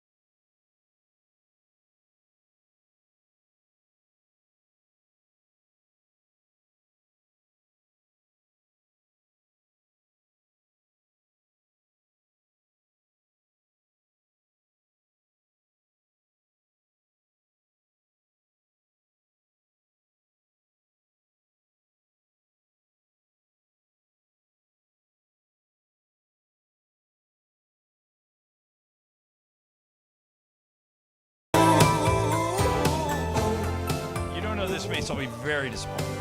Okay, I got it. Hall & Oates. Very good. It is a live imaging Wow. Tuesday. Good job, Mace. I played a lot of Hall & Oates in my day. Well, they released a new album every 6 months, so, you know. By the Never way, there was a lot understood to what choose Oates from. does. Hall is He had sort the of mustache, guy. right? Or was Hall the one with the mustache? Oates is the one with the No, mustache. Oates has the mustache. Right. Hall's the guy that looks like a male model. And Hall does all the singing, right? Sedano won Most on him do. around the horn. Oh, that's great news. That's your boy. By the way, shout out to our friends at Rhino Records in Burbank. They always have Live Imaging Tuesday cranked up, and they always Oh. tweet at us. Nice. Big fans of Hey, ours. Rhino Records. Yeah, big fans of the show. Excellent. They specifically only tweet during this show, so they must only listen Is to that Mason and right? Ireland. Beautiful. Is that right? Yeah. Now, are they I miss records it. records? You've Like never heard of vinyl Rhino Records? You know the company Rhino Well, Records. I know Rhino Records. Well, I think they make CDs still, probably. Yeah, I miss CDs. going to a record Maybe- store. Don't yeah. you guys? Amoeba, I think, is Is still it back, open though? on Sunset Boulevard. Isn't it It back? is back. Yeah, Yeah. they brought it back. Is the old Tower Records on Sunset still that's open? gone. that's They- gone. ah. In fact, they're that- knocking all that down for high rises. It's very sad what's How happening could to There are so many high. You know what? I heard they're putting a high rise on top of Television City on Fairfax. Really? The Television City building. There's going to be a high rise. Have they announced who's replacing James Corden? I don't. I know I'm one of the candidates, but I don't know who else is in on So if they give you the job, but say you have to move to New York, Yeah. are you taking it? that. Yes. All right. So if you're willing to move to New What York, do you mean? If they offer me the 12:30 slot on CBS, I don't move. But to you New wouldn't York? last that long. Of course I would. No. Are you kidding me? normally it's not a Kill job. it. Corden actually lasted longer than. Did he take it over from Ferguson or Kilborn? Ferguson, right? Ferguson. Yeah. And then before Kilborn, was it Snyder or was there somebody in between? That was Snyder. Yeah. Okay. Yeah, I would do car crash karaoke where you put somebody in singing their songs and then you have a fender bender. Snyder was trying to go up against Costas, right? When Costas had later. No, Costas Costas was an was hour on later. NBC. Costas was at 1:30. Okay. Yeah, he went up was- against he was an Conan. hour later. Okay, Yeah. No, I would not have a toxic work environment either. There's too much of that going around. Well, no, that's Kelly Clarkson. I know it's Kelly Clarkson. And Ellen. had And that. Ellen. Right. And James Corden. Wow. Yeah, I mean you got to be a jerk to do one of those shows. Apparently, so supposedly Kelly is not a jerk. The people around her are jerks. There you go. Well, I'd Kelly like to does think the daytime, best of right? Kelly. But Yeah. Ellen is a jerk. Ellen, my understanding, is a jerk. What about Rachel Ray? Is Rachel Ray any good? Impossible for her to be a jerk. Yeah. No, impossible, right? She No. makes a fabulous dessert. Can't do it. Yeah, although the one thing I notice about her is that when she's trying to cook, she's not a good talker. She doesn't talk good while she's cooking. She can't multitask well. Thank you. Thank Tyler. you. That's exactly right. Tyler. I mean, chiming listen, in. if we didn't have that, where would we be today? It's- You know, it's so Sonata's true. my boy. Yeah. I mean, the Tyler experience, this whole corporate Greg's too the busy Tyler experience. This reminds me of the time our friend Ben Lyons one time came in here. Yeah. Dead serious, Yep. too. This was not a bit or a joke or anything. He had his own personal intern. Yes. And the intern would follow him around with a pad. Yep. And write down what Ben would go, yeah, I need a turkey and Swiss and a Diet Coke and then my dry clean. Don't you kind of feel like Greg is making Tyler a personal intern? Tyler, when you get Greg a turkey and Swiss, can you get me one too? I'm hungry. Yeah, actually, get me one too. I'll have Everybody? turkey bacon. Any other hands? Anybody Turkey else? bacon is good. Turkey bacon. You want bacon on yours? turkey bacon. All right, hold on, let me write that down. Exactly. Write that There you down. go. Walk around with a pad. It's very Yeah. Van Wilder. Yeah. Yeah, there it is. Avocado. Very, very Oh, Van avocado. Wilder. They charge some extra for that avocado. one, isn't Yeah, it? it is extra for the avocado, but Hey, it's not worth paying it. for it. It's worth Oh, it. I'm paying for it too? Yeah. Oh, all right. Yeah, No, you're we also can't- paying we for it. can't- I don't think we For can- just the opportunity to be around us. Yeah. So, Thanks, Tyler, guys. say something funny. Something funny. Yeah. Very There you good. go. But bum. Oh, man.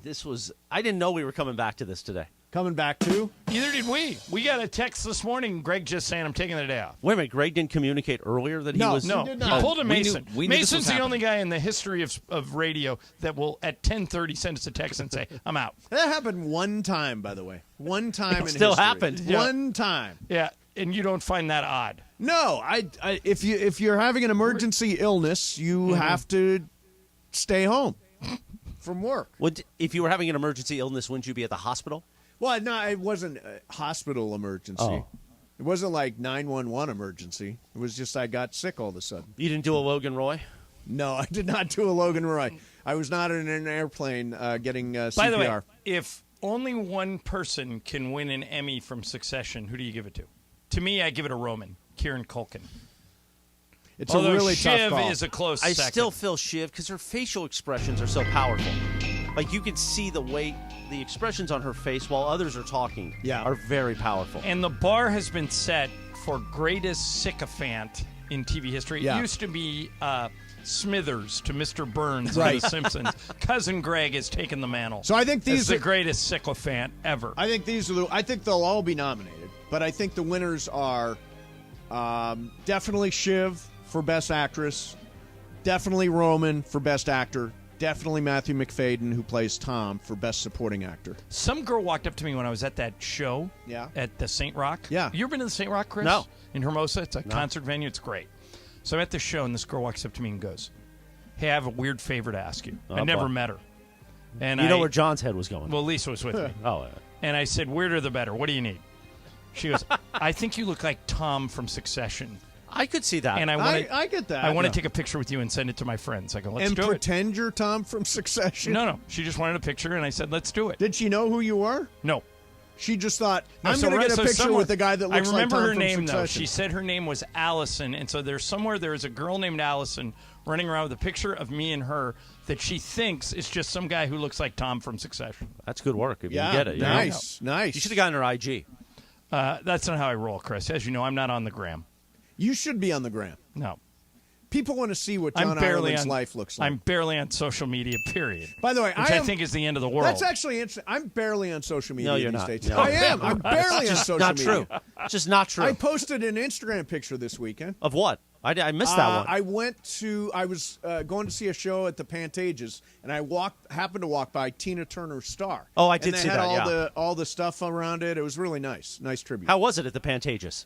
It was fantastic. That place is so the theater itself is just What did you see? spectacular. I saw a musical called Six. Okay. It's about the six sometimes dead, sometimes other wives of Henry VIII. some of them were beheaded, were they not? two were beheaded. Oh, it's a final Two were then. divorced. It was a final on those two. Anne Boleyn, never a chance to get through that. But yeah, no, really good show. Really good show. Now, he pivoted off Succession, but did you enjoy the finale? I love the finale. I thought highly underrated. I thought it was amazing. Great. Yeah, and we get the Ted Lasso finale tonight. So I've only watched one scene of Ted I'm Lasso. a little tired of Ted. but I'm looking forward to it. The scene in the pool hall where they're doing the darts, and he says, "Be curious, not judgmental." It touched me. And then, then you never watched anymore? Well, that was played for us at a conference. Oh. So that's why. But I want to watch Ted Lasso. I just don't have Apple TV. I just need to get it. Yeah, it's Ted Lasso is. I'm a little tired of Ted. He grates on my nerves a little bit. He's a little too happy. He's a little too chippy. So tonight's the series finale? Yes. Series finale. Oh, so that's done. And you can get it starting at 9 o'clock our time tonight. It drops at midnight Eastern tonight. Okay. Yeah, I'm watching part. So 3 shows ended within 72 hours: Succession, Barry, and Ted Lasso. Yeah, All season Barry finales. is a good I haven't one. watched Barry either. My Boy Barry? Yeah. Your boy Barry. It's a different Your it's a boy different Barry, play. yeah. Yeah, I'm a know, Harris Sedano's my Rosner boy. guy Yeah. myself, so Yeah, there you go. Exactly. So Morales, Mandy voting is open now. It is. ESPNLA.com. Just click the Mandy's logo. Yes. And you can Now, vote I voted for all this kinds of morning. things. I'm only allowed to vote once. Correct. Right? I think you can vote more than once if you're registered. So, our friends at George Chevrolet, are presenting the Man of the People Award.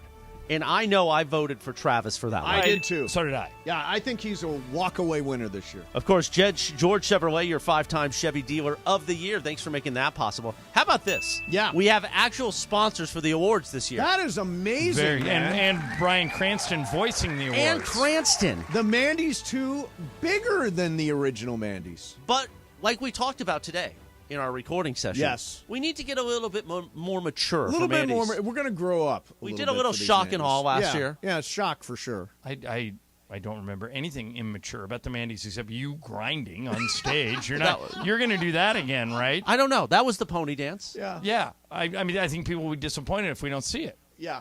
You want more grinding? Oh, only if Mason and I can grind together. There could be light touching. It's so easy to Mason will do it do if the he pony. wins Host of the Year. If you win Host of the Year, we grind? 100% if I win Host of the Year. But I think Cappy's going to repeat. I don't. I think Cappy's I like think Nikola Cappy Jokic. I think Cappy's playing all you idiots. I think he has a bot working right now that is running up the vote for Totally Cappy possible. on all fronts. By the way, I've not tried voting more than once. Are you allowed to vote more than once? Let's try it. I'm going to. This could turn the whole thing. It could change. Can you imagine if Cappy doesn't win anything and Rachel just is screaming at him at the after party? Scott, you've lost your flame. Now, it's because of Sedano. They treat you with disrespect. Am I invited to the after party this year? Because last year I was not. Everybody was invited to the after party. I was. I don't know. You got to check not. to Scott Kaplan. I was absolutely not invited to the after party, and I was deeply hurt. You know who won't be at the after party ever? Ireland. His car's Correct. warming up on the corner. By the way, I'm His trying. car has started. No, running. I am trying to figure out how to do an Irish goodbye at the Mandy's.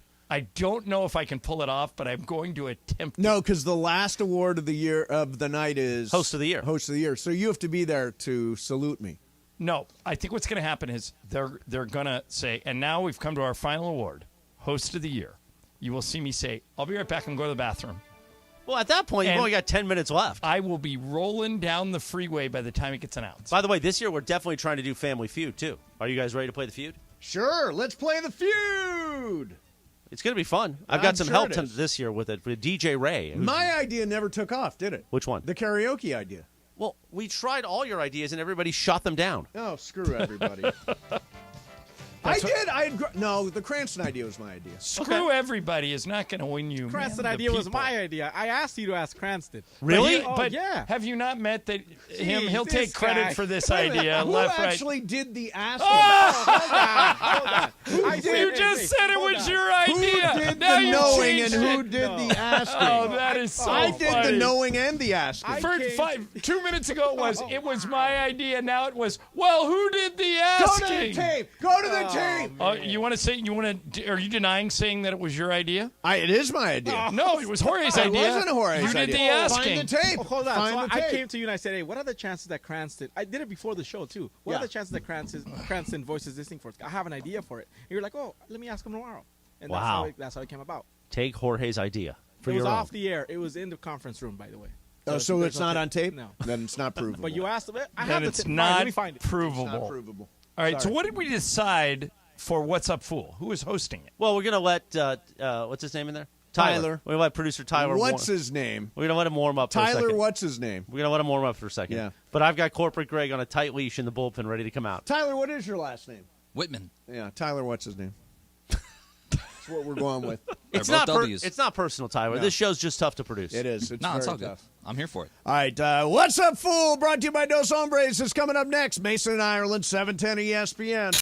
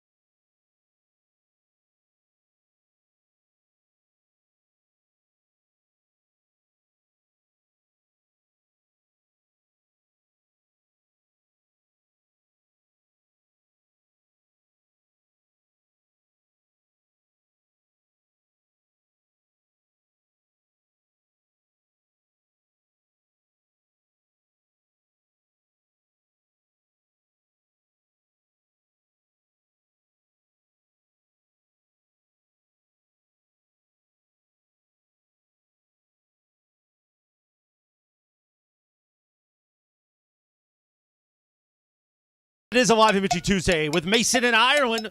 Quarter before 3 p.m. You know what we do every day around this time. Wheel of Questions, thanks to our friends at Dos Hombres. What's Up, Fool is brought to you by Dos Hombres Mezcal. It's fate. It's friendship. It's Mezcal. Dos Hombres. By the way, Dos Hombres is also sponsoring our backstage activity at the Mandy's. Nice. All the backstage videos you see of the winners, they'll be right. taking a shot of Dos Hombres Mezcal. Awesome. With What's Up, Fool? Here we go. Oh, boy. Take it away, producer Tyler. Thanks, Morales. All right, so a mom spent $4,500 on Taylor Swift tickets to see her show in Boston. Shoo. When she surprised her daughter with the tickets for her 19th birthday, they both screamed in excitement with each other as the mom assumed the second ticket would be hers. But her daughter invited her lifelong T-Swift-loving best friend, leaving the mom crushed, out $4,500, and her daughter was upset because she didn't get a private ride to the stadium. She had to Uber instead. So if you spent that kind of money on your kid for a pair of concert tickets, you're the other one going, right? Like, it's non-negotiable, or are you letting your kid take a friend in their place because they'd probably have a better time? If it was a gift, it's up to the person who receives the gift. Unless you said, hey, I got a surprise for you. I got us 2 tickets, Tyler, to go see Taylor Swift. I'm taking you on June 10th. Okay, so she just messed up by giving her the pair. Correct.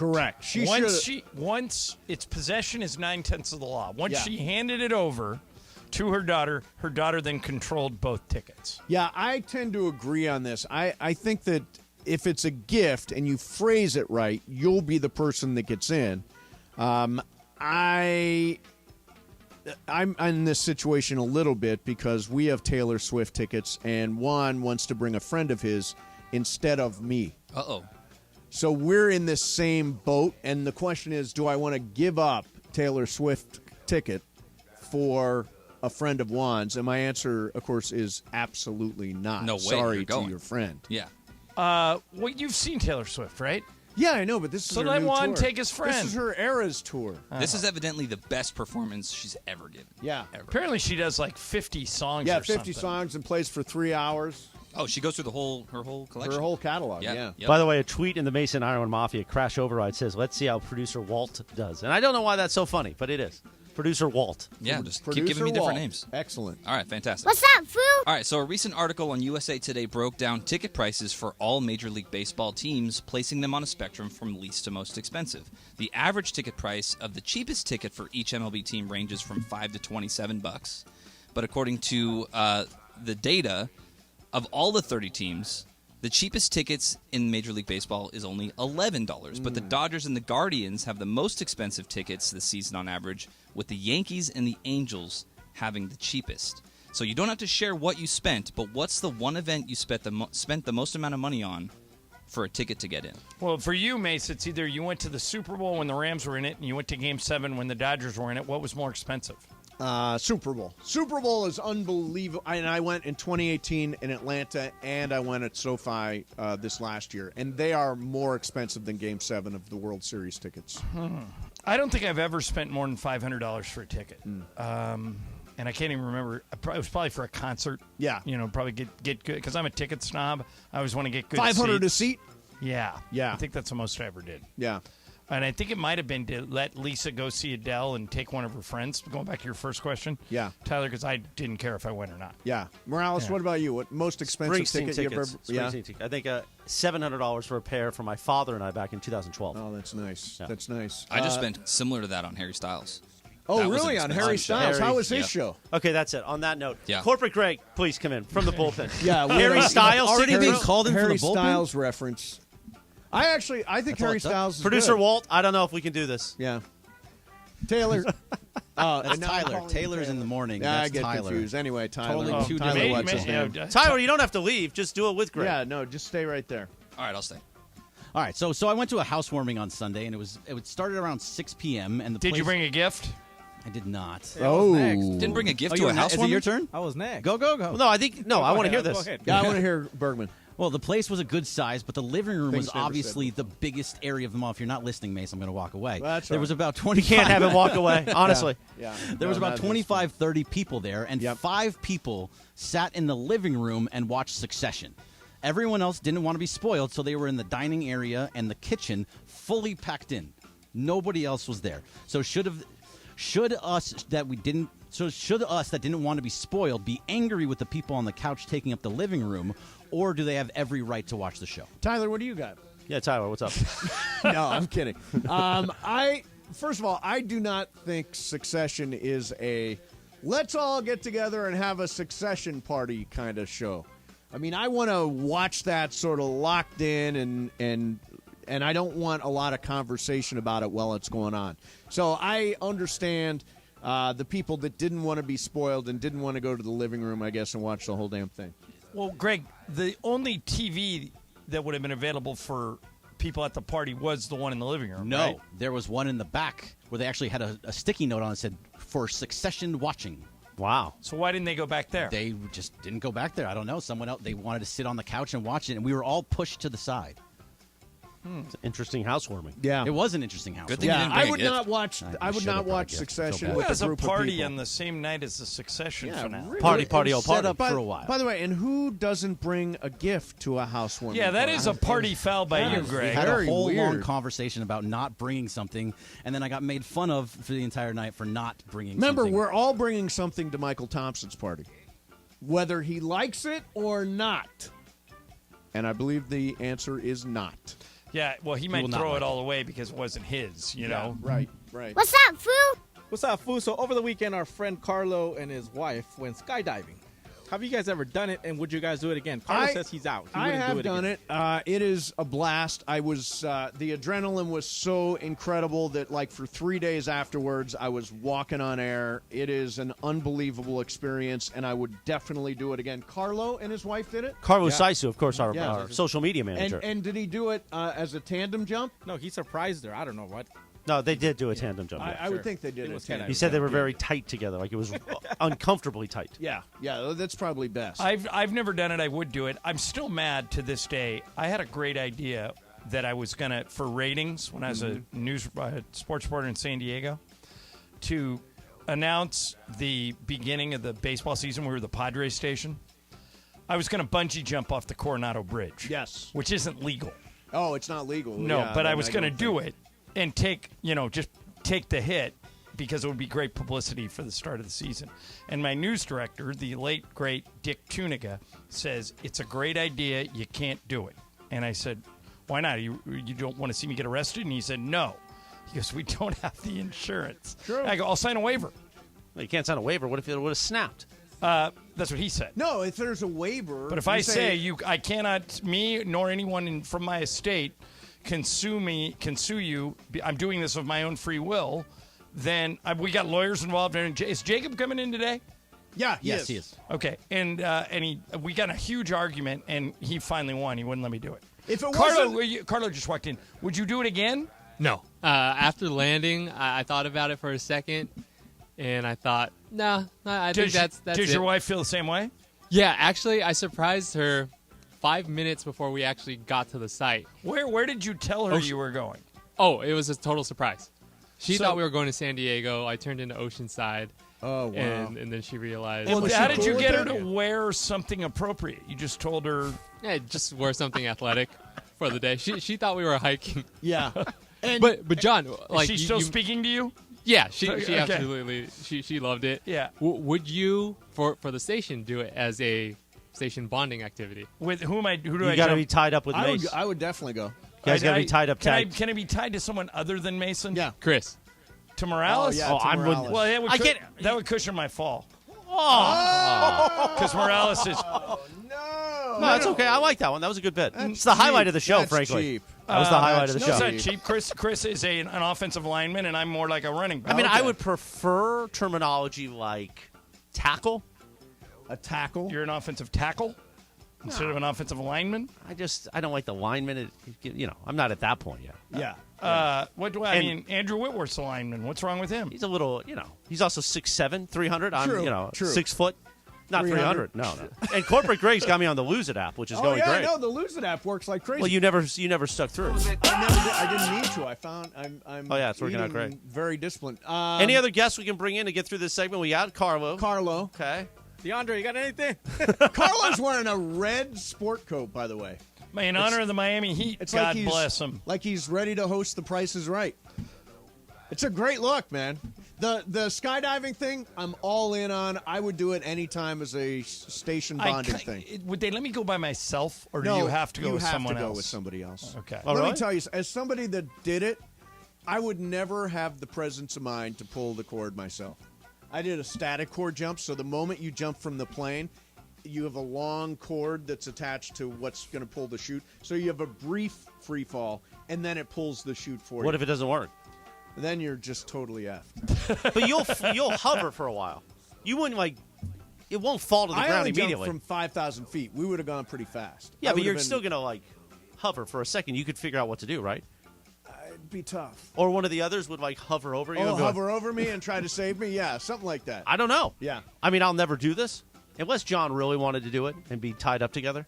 No, I wouldn't do it, but I'd like to go solo. Can I train to go solo? Sure, Yeah, you can. The Golden Okay. Knights, line 1. All right. That's what I'll work on. Yeah. I always wanted to go for a jump with the Golden Knights, which they're the big Army skydiving team. All right, do we have one more, Tyler? Greg? We got. Or yeah, Tyler, Greg. whoever's Greg, doing you this have one now. more? I've lost track. Flip a coin.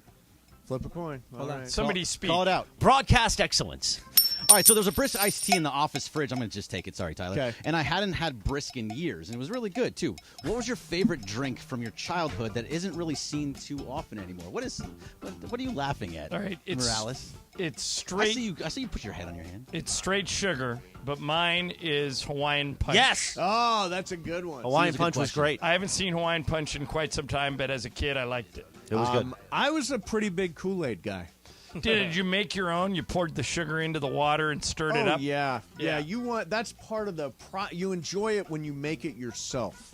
Kool-Aid was big. Also, any fruit. You know how they have fruit nectar things like pear frozen nectar, one, right? apricot. Yeah, the exactly. frozen That's really good too. And again, straight sugar, Tang. straight up sugar. Tang is another Tang is my great guilty one. pleasure. Yep. Yeah. Sunny D Fresca? Oh, Sunny D. Hell yeah. with ice. They still make They that. got a Fresca's boozy. still What They have a about boozy Sunny Tab? D now. They still don't make make Tab? I don't think they make All the Tab girls in anymore. my high school drank Tab. Yeah, You ever have Tab RC was Cola? disgusting. RC RC Cola? When I What couldn't about afford the Coke. Fanta? Did you Fanta's guys have still around, Fanta? yeah. That's still around. There's, in our fridge, you can go get a Fanta. And Shasta Cola is still around. too? Shasta. That's another good one. Cactus Sanka? cooler? Can you get Sanka? I don't know. Cactus old- Cooler is in our fridge also. You know Old what is folks gone though? probably still Sierra get Mist Sanka. is gone. Right, it's called Starry now, which I think is a stupid name. It's so silly. Yeah, Starry. And Sprite. What's up, food? That's it. Yeah, let's That's it. put it. Let's kill this thing. I mean, honestly. Not a fan of what's up, That's it. Fool? No, I'm a fan of the segment, but this was a rough. This was a rougher segment. You today. think so? Rougher segment. All right, well, let's do an easier segment coming up next. How about this?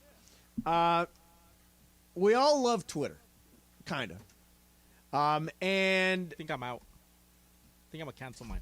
cancel Twitter. Yeah. Okay, we'll talk about that coming up. I've got some I fascinating don't blame Twitter user facts coming up next. And who's the dirtiest player in the NBA? Pat Bev gives a surprising answer. That's coming up next for you. Mason, Ireland, 710 ESPN. You never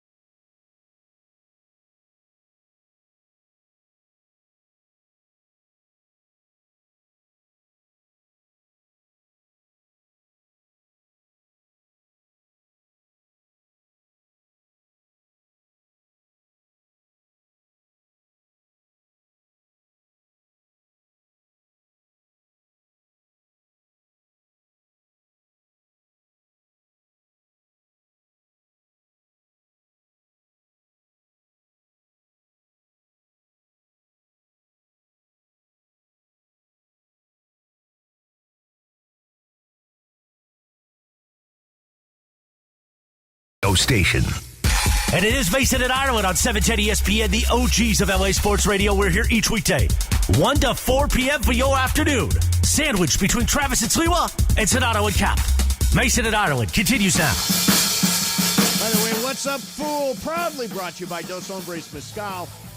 It gives you the more, just the right more, for those everyday moments with great friends that call for more. By the way, New Culture Pop podcast has just come out. It is me and Sue Kalinsky talking about greatest rockers of all time and all the junkies that Sue dated. You can get that on YouTube now too. Apple, Spotify, or YouTube. I wish it was just. I wish it was just Puerto Yeska. She's got some stories. All right, so John, we follow Twitter pretty close. We read. Yes. Twitter. I've got some interesting Twitter facts for you, and I want to quiz you. Okay. What percentage of Americans even have a Twitter account? 20%. 20% is exactly the right number. Did you know that from I knew it was around that. I didn't know it was exactly that. So it's at 20%, Snapchat at 25%, WhatsApp at 23%, YouTube at 81%, Facebook at 69%, Instagram at 40%. So Twitter is fairly lightly used. Now, when you're reading tweets, you think you're hearing from a variety of people. 75% of users produce just 3% of the tweets, which means 3/4 of the people are actively on Twitter, and then they're producing all the tweets for everybody else. Do you tweet? How often do you tweet? Hardly ever. Hardly ever. Wait a minute. I'll tell you. I'll go ahead and look at the last tweet I sent. All right. The last tweet I sent was on May 12th. May 12th? Yeah, Wow. it's 18 days ago.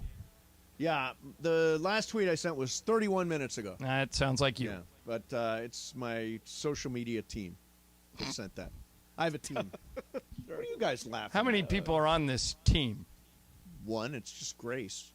Her name is Grace? Her name is Grace, yes. So when we see a tweet from you, it's not you. Certain ones are not me. Certain ones are Grace, and certain ones are me. But I don't tweet that often.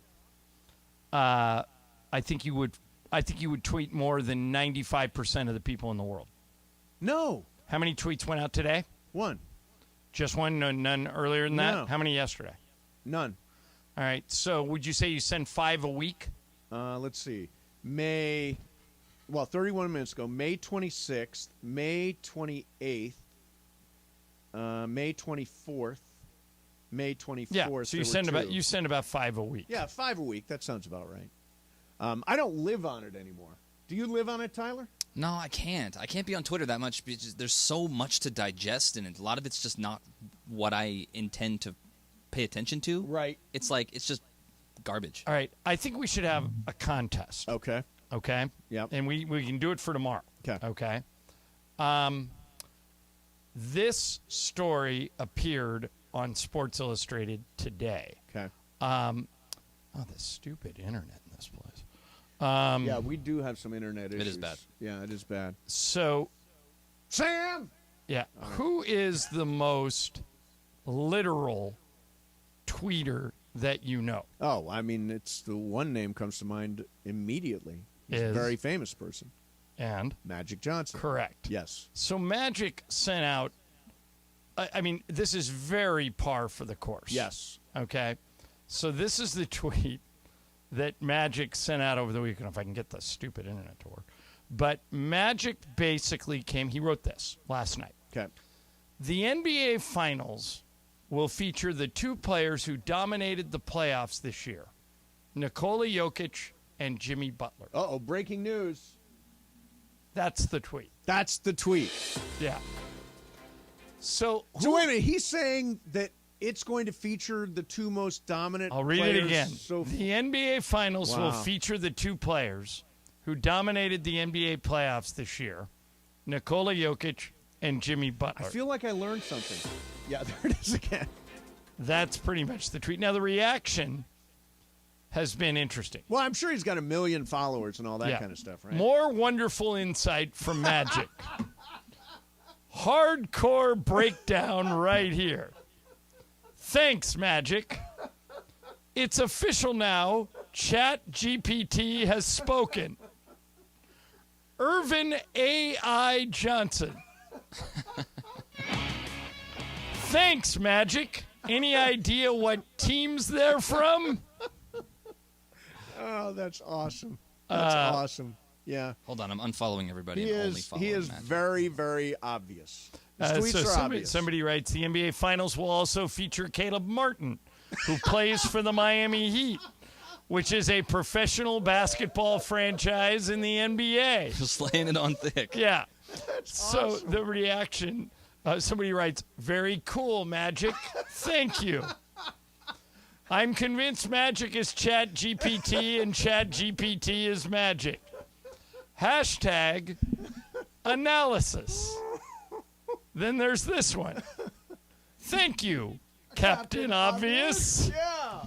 So tomorrow, everybody see if they can come up with the most literal tweet they can think of, and we'll all tweet it out and see who gets the best reaction to it. Okay. Okay? That's your challenge for the day. To write the most generic, obvious, inoffensive, obvious tweet you can think of. All right, I'm on it. The sky is blue. Yes, that exactly. could be it. Yeah. Right. All right, I'm up for that challenge. All right, that's a challenge for at this time. 3 o'clock tomorrow, we all send out our obvious tweets. Okay, that's coming up tomorrow. You know who else is a little like Magic? Who? Pau Gasol. Well, Pau is a very literal. Very earnest. Yeah. Well, so is Magic. Yeah. Yeah. So I'm convinced Magic has a. What would you say your girl's name was? Grace. Grace. Magic has a Grace. Yeah. Nobody could be this literal. Grace, I can't. Her last name is very confusing. Don't attempt it. Hear what's weird. You'll get canceled. You want to hear what's weird about it? Yeah. Never spoke to her. You just hire her and. What do you pay her, by the way? A lot or a little? No, a little. A little. Pay her like $5 a week to tweet for you? Yeah, right. Exactly. Easy money. It's very cheap. Easy money, Grace. It's very cheap. All right, so I mentioned this a while ago, John. You know, baseball, there's always a story. Baseball's falling behind. Baseball's, it's not attracting young view, all that kind of stuff, right? Yep. So Alana Rizzo points this out. Alana, who used to be former sideline reporter for Sportsnet LA. And now she does High Heat with Chris Russo on the MLB network. So last weekend, with 1.5 million fans Friday through Sunday, Major League Baseball had its best weekend attendance for an April or May weekend since 2017. The weekend was the highest attended for a 46-game slate since 2019. And with 546,000 fans, Sunday was the highest attended non-opening day since the start of the 2018 season. Baseball, and I don't know if the changes have anything to do with it, but baseball attendance is way up this year. All right, I have a theory on this. Okay. And you guys can tell me if you agree or disagree. Okay. I think this is directly related to the pitch clock. You do. It is so much better. Baseball is so much fun to watch now. If you turn a game on at 7, you're in the 7th inning by 9 o'clock. Yeah, it's true. It just moves faster. Yep. All these little tweaks they did, which we all complained about when they did them, have turned out to be fantastic. Yeah, they really I have. love the runner on second base to start extra innings. I like the fact that nobody throws over to first base a lot. I wish the NBA would take a page from MLB's book. And what Theo Epstein did was he studied the game for 3 years. Then they put all these tweaks in the minors. Yep. And they saw what worked and didn't work. The NBA could do it with the G League. The NBA, Mace, has too many reviews and too many free throws. We gotta minimize both of those things. So whatever rules are, maybe instead of after 5 fouls you shoot, maybe do it after 10. Maybe so go into the bonus late. Yeah, and maybe never get there. Yeah. Maybe for reviews, don't do any reviews until 2 minutes to go in the game. Yeah. And it doesn't stop it. Look at how much better. I mean, you were never the target. It was more me because I wasn't the baseball fan that you are. Yeah. But even you have to admit, baseball games are way more fun now. Look, I completely acknowledge that the rule changes have worked and worked like crazy. The games are so breezy now. They just go. And I think, I think that 2 hours and 40 minutes is about the average, 2 hours and And I 30, think they're. I read 228. 228. Yeah. You know, here's the question: are you getting enough entertainment for the ticket that you're paying? Tyler pointed out Dodgers' highest average ticket price in Major League Baseball. If you're only getting 2.5 hours, are you getting sort of ripped off a little bit as opposed to getting the full 3.5 hour baseball at the ballpark experience? Well, let me do it this way. You go to more movies than anybody I know. Yep. If a movie's great and it's 2 hours long, and you watch another movie and it's not great and it's 3 hours long, which one are you taking with you? You're taking the 2 hour movie. It's not the length of the game. It's how it moves and the product. And the product's just better. Yeah, the product has been much, much better, and I think that's a huge and it's easier to watch on TV now, too. I mean, I remember... You know what I do? I miss games now. I think, I'll catch the end of that one, and you turn it on, and there's John Hartung. I'm like, I missed the whole damn game. Right. I did it the other day. I was thinking, I wonder if I probably catching into the Dodger game, and I cut the last out. Right. I thought I was going to join it in like the 7th inning and turned it on last out. I love it. Did you watch that Saturday? Was it Saturday? I think the Tampa Bay game. Sunday morning. One on Peacock. Yeah. Was that the crazy game? The 11 to 10 game. It was fantastic. Where Trace Thompson broke out of his slump finally. He had been 0 for a million. Yeah. And he broke out of the slump. I didn't see it, but I heard it was fun. Yeah, it was fun. They did a really good job. Oral was on there. It's Brian Anderson, I think, was the play-by-play guy. He's fantastic. Did a great job. He normally does Milwaukee Brewers games, but you guys probably know him from TNT. He does a lot of basketball on TNT. He does the match, the big golf tournament. Yeah. But he's really good. Sorry, John. There is an angle, though. Yeah. There is an angle to this whole speedy baseball concept that they haven't really addressed yet, and that is the concessions. That fans are showing up to the game with barely any time to get their concessions, get in their seat, and then enjoy the game. And once they're in their seat, waiting in those lines. So you think they're losing money based on the amount of time they're in the ballpark? No, but this is more experience related, right? Like if I'm going to a baseball game, I want to get my beer, I want to get my nachos, I want to sit down, I might go back for a second beer. I simply don't have the time to do that anymore. All right, here's how you fix that. More vendors. You put people in the stands walking up and down the aisles with hot dogs, beers, whatever it is people are eating. They know. They have all those numbers. You just put more vendors in the seats, and then people only have to get up to go to the bathroom. And that's one good thing about Dodger Stadium is they have a lot of bathrooms. They do, yeah. But I will also say this, Tyler. No Major League team will ever admit it, but the fans in attendance, the season ticket holders, the Dodgers are number one in attendance every year, so they don't have this issue. But that's maybe 5% of their target audience, probably less. Probably 2%. The people using the concessions? No, the people going to the games. People going to the games. True, It's a product for television. Okay. That's how they make their money. Yep. With rights fees, and they get paid by these networks. Same thing with the NBA. It's great if you want to go to games. I obviously get to go to a ton of NBA games. It's my favorite sport to attend in person, but it's not about the people at the game itself. It's about the people watching the game at home. That's where the money is. Yeah, so that's why your legitimate complaint that it takes you miss a whole inning if you go walk up and get a hot dog. You miss 3 innings. Right. They don't care.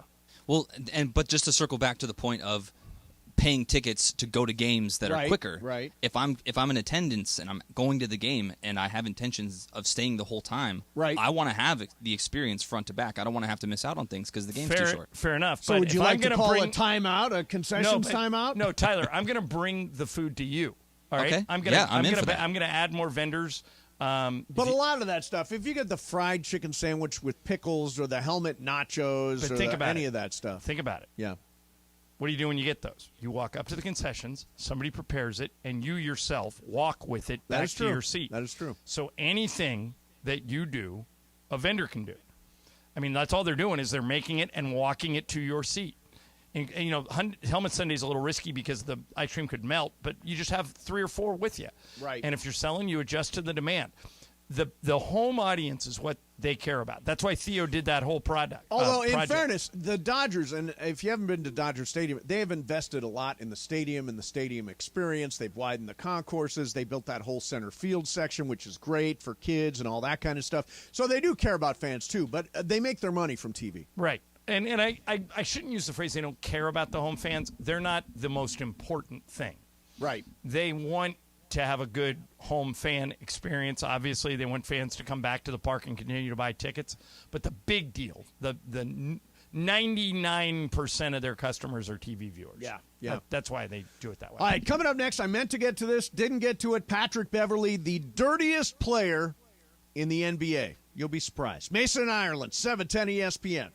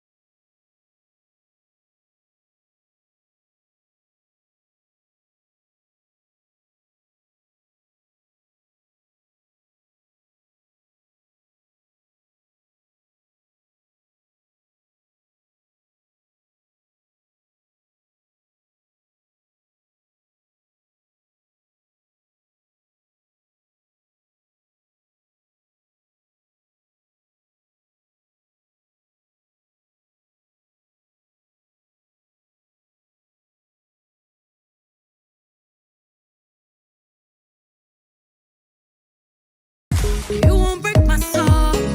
You won't break my soul. It will always be the Russell Westbrook song. In his car, right? While he's driving? In his car while he's driving, exactly. By the way, I mentioned earlier my mom. I gave her some. She said some nausea stuff and some sleep stuff, and I recommended a couple of cannabis products for her. And I didn't know how it went. She, not Stepdad Leo, says she was quite pleased this AM. Okay. She's out to lunch. She with got a friend good now. night's sleep. Got a good night's sleep. Had no nausea. I didn't was sleep able last to eat night dinner. very much at all. No. I took Ambien too. Did you? Yeah. Lisa said I snort a lot. What's wrong with the Ambien? It's addicting. Yeah. So you don't want to take it every day. Oh, okay. Yeah. I finally got to sleep, but it just took a while. Yeah. Did you take your cannabis?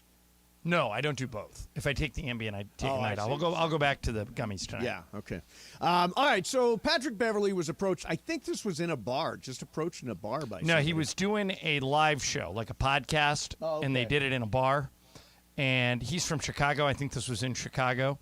And you'll hear the conversation, but this is surprising. Like, if I ask you who the dirtiest player in the NBA, a lot of people would say Dylan Brooks. Yes. There'd be other people that say, who's the guy in Milwaukee? Grayson Allen. Yeah, Grayson Allen. Sure. That's not what Tripping everybody. some people would say. Pat Bev. Yep. Here's what Pat Bev says. Chris Paul. Chris Paul? The cone? But it's a shock when you say it in front of like people who's not in the basketball world. But when you say it in front of like basketball players and referees, even referees. Oh, okay, yeah, that doesn't surprise you know. And what does dirty come down to? Is it like yanking on your arm while you're going for a rebound? Yeah, Is it or like tweaking your knee when somebody's on the bench like George Niang did? Yeah, or like you go for a layup, push you in the back, or like you go for a loose ball, grab on your knee. Like I would never grab on another player's knee, but to answer your question, that's the answer I have. So Chris Paul, Now, who's what do headed you- for the Hall of Fame. Yeah, so what do you know of the? Do you know I've him heard to be this a dirty before. player? You know who else had this reputation? John Stockton. Oh. Everybody said he was a really dirty player. Yeah. Well, I mean, Chris Paul has to find ways to get ahead. He's only 6'1". Yep. And he's had a great career, and he's been dominant, and he's heading to the Hall of Fame. But does that surprise you? Yeah, it does surprise me. I mean, I just never thought of Chris Paul as a dirty player. Maybe he doesn't do it in a demonstrative way that we all can see. But it and sounds like, hear if you believe Beverly, it sounds like the players in the league know it. Yeah, it sounds like it. Yeah. I'm surprised. Who do you think the dirtiest player in the league is? Dylan Dylan Brooks. Brooks is, Yeah. right? I mean, we got him up close and personal. But I wouldn't say Chris Paul. But it surprises me that Pat Bev says Chris Paul. Right. You know, I would say it's either him or Grayson Allen. Dylan Brooks or Grayson Allen. So Tyler, who is filling in for Bergman today, Tyler, what's his name? You Here I am. actually told me that you're having trouble with unsolicited phone calls. That's true. So how many unsolicited phone calls do you get? I had 2 just on my drive in this morning. Okay. So why do you answer them? Oh, I don't. I reject them. Okay. So and then I block the number. How many do you get, John? Hardly any. Hardly any. Why do you think you get? I get them nonstop. Why do you get hardly any? Well, I never respond to them. I don't either. Supposedly, if you respond to them or answer the phone, it makes it worse. Right. So I never So if answer it- a number that says unidentified number. I'll take it a step further. I never answer a number that doesn't have a name on it. I'm with you, John. So, for example, if you're not in my phone, yeah, I'm not answering. Right. Unless I'm expecting your call. So, for example, if some radio station says, "Hey, will you come on with us at 11:30?" and I Yeah. say, "Sure," and my phone rings at 11:30, I'll answer it. But anytime my phone rings and it's a number and not a name, yes, I'm out. Do you answer those? Unidentified number? Well, a number that doesn't have a name attached to it. Yeah. Yeah, I think I do. Like there are some people. Sometimes it'll say spam or whatever it says. Right, On the call. but it doesn't often. There are some people who will, like Bill McDonald's like this. If Billy calls me, he unlisted his number. Yep.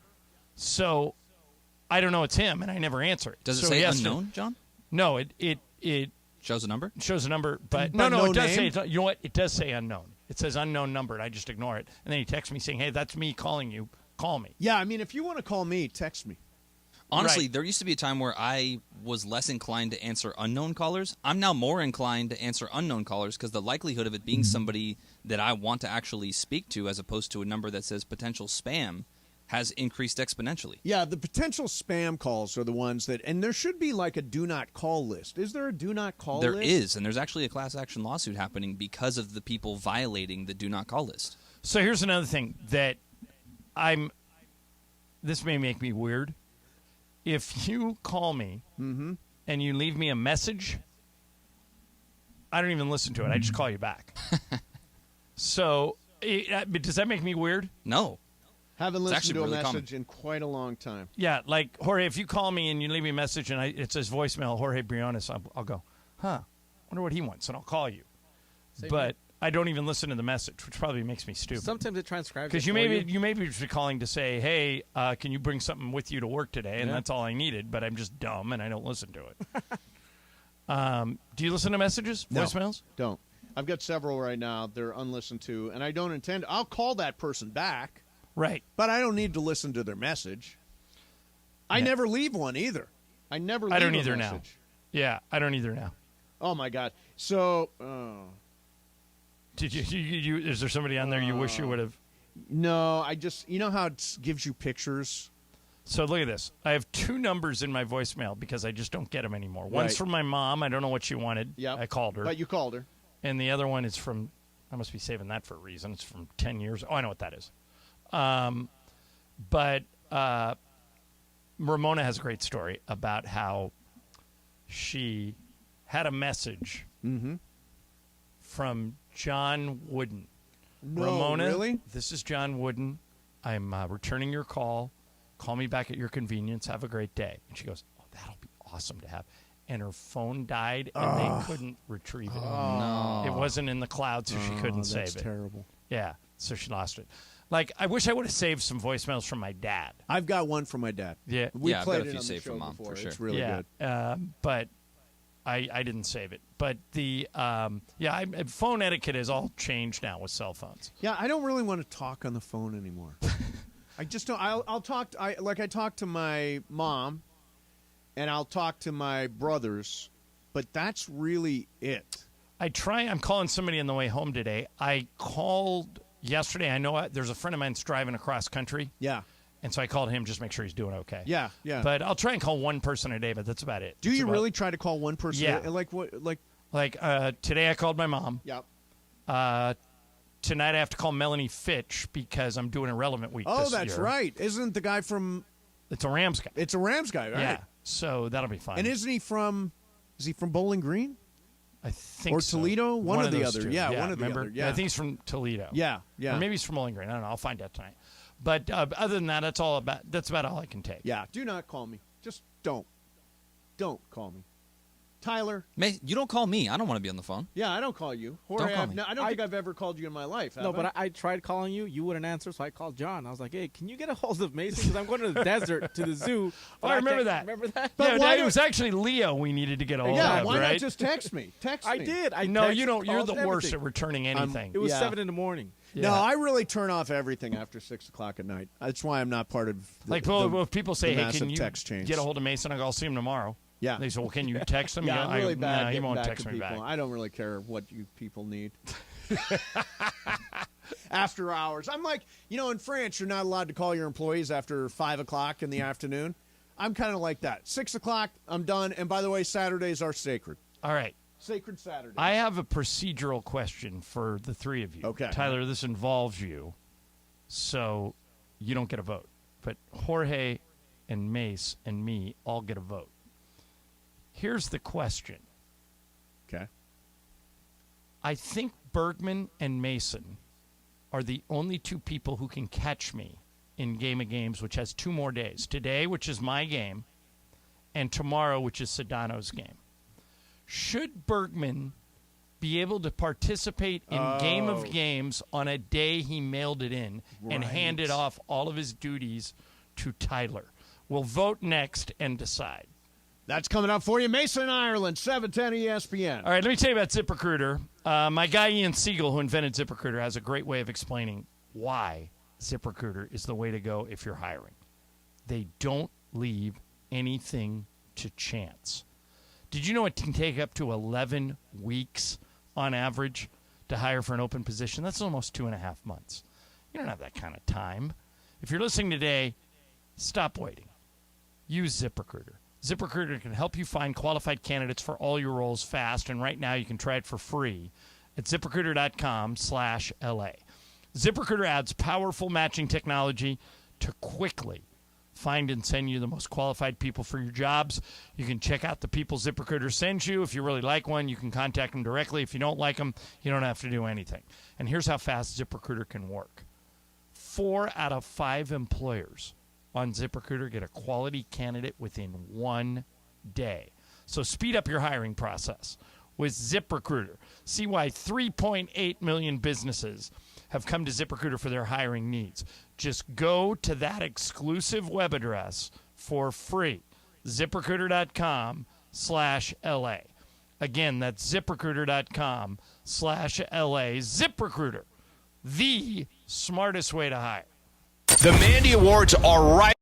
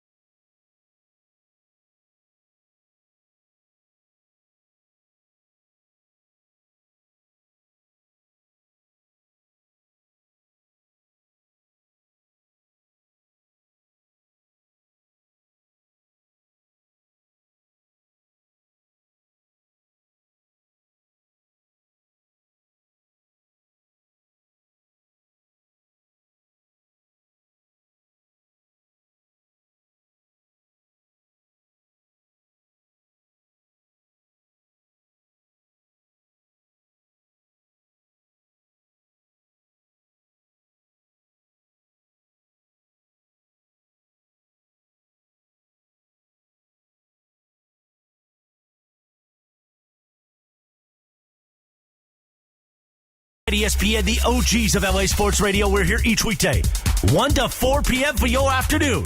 Sandwich between Travis and Sliwa and Sonato and Cap. Mason and Ireland continues now. I like to win.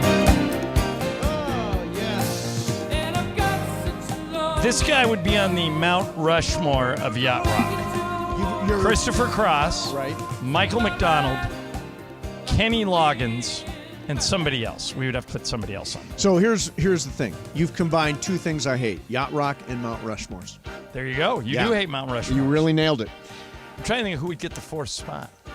I don't know. I got to think about that. So, all right. Game of Games is coming up. Actually, Jacob Barani's going to play Game of Games. Ireland, you were wrong. I do not have a chance to win this year or this month. How many points do you have? I've got 3. So you can only get to 7. You've got 8. Bergman has 6. I've got 3. Then assortment of people have 1 each. Okay, so Bergman could still tie me tomorrow against Sedano, but I contend that since Bergman mailed it in today, that he should be ineligible for today. Jorge, what say you? He must stay out of the studio for the Game of Games. Can't play. I think Tyler can play. Game of Games is a reward for people who work on the show. Who've worked all show long. And Bergman just basically punted his producer Yeah, duties I today. am totally with you on this. No Bergman in Game of Now, I Games. cannot win, which means Greg can tie me tomorrow and take half the money. We play for... So my game tomorrow? No, it's Sedano's game Oh, Sedano's going to do a game? Yeah, Wow. but I have the game today. Okay. So that'll be it. Now, I want to get back... my boy. Yeah, he is. Sedano is your boy. Now, I want to... Tyler, are you a Succession guy? Did you watch?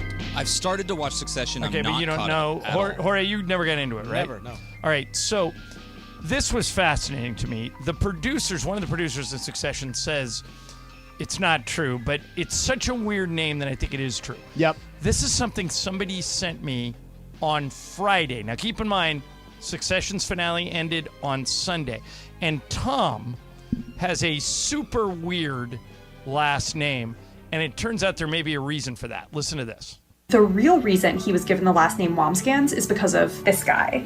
This is Bill Wambsgans, an MLB player during the early 20th century. He is remembered for one thing, and that is completing the only unassisted triple play in World Series history. He took out 3 players at once in what is essentially the finale of baseball. It's no coincidence that Tom shares a surname with Bill Wambsgans, so you have to wonder if Tom will complete an unassisted triple play and take out all 3 of the Roy siblings to become the leader of Waystar Royco in the Succession finale. Crazy. Now, unassisted triple play, took out Shiv, took out Kendall, took out Roman. It can't be a coincidence. No. Is somebody saying that's not true? Yeah, one of the producers has come in, not Jesse Armstrong, not the creator who wrote it and did it all, but one of the producers has said, no, I've never heard that. I don't think it's true, blah, blah, blah. But Jesse Armstrong has yet to comment. Because I've never heard the name Wambsgans before. It's not only hard to spell, it's hard to pronounce. If you're doing a TV show, why would you come up with a name that's like super hard to pronounce and super hard to spell? Right, like for example, Siobhan's super tough to spell, my but her nickname is Shiv, and that's exactly what she did to Kendall and Roman. Yep, she shivved them. Shiv is another name for a knife, a dagger. Yeah. So I totally believe that this was all preordained. None of this stuff is by accident. And These the people are funniest too thing was, smart. it was all there from episode 1. As soon as we learned what Tom's last name was. Yeah, it's true. It's true. We kind of figured it out from there. But I, in terms of finales, I thought they nailed it. I thought they nailed it too. I thought it was a perfect finale, and a lot of finales are very hard to live up to the hype of the show. For example, Seinfeld finale was a flop. Yep. Game of Thrones finale was a flop.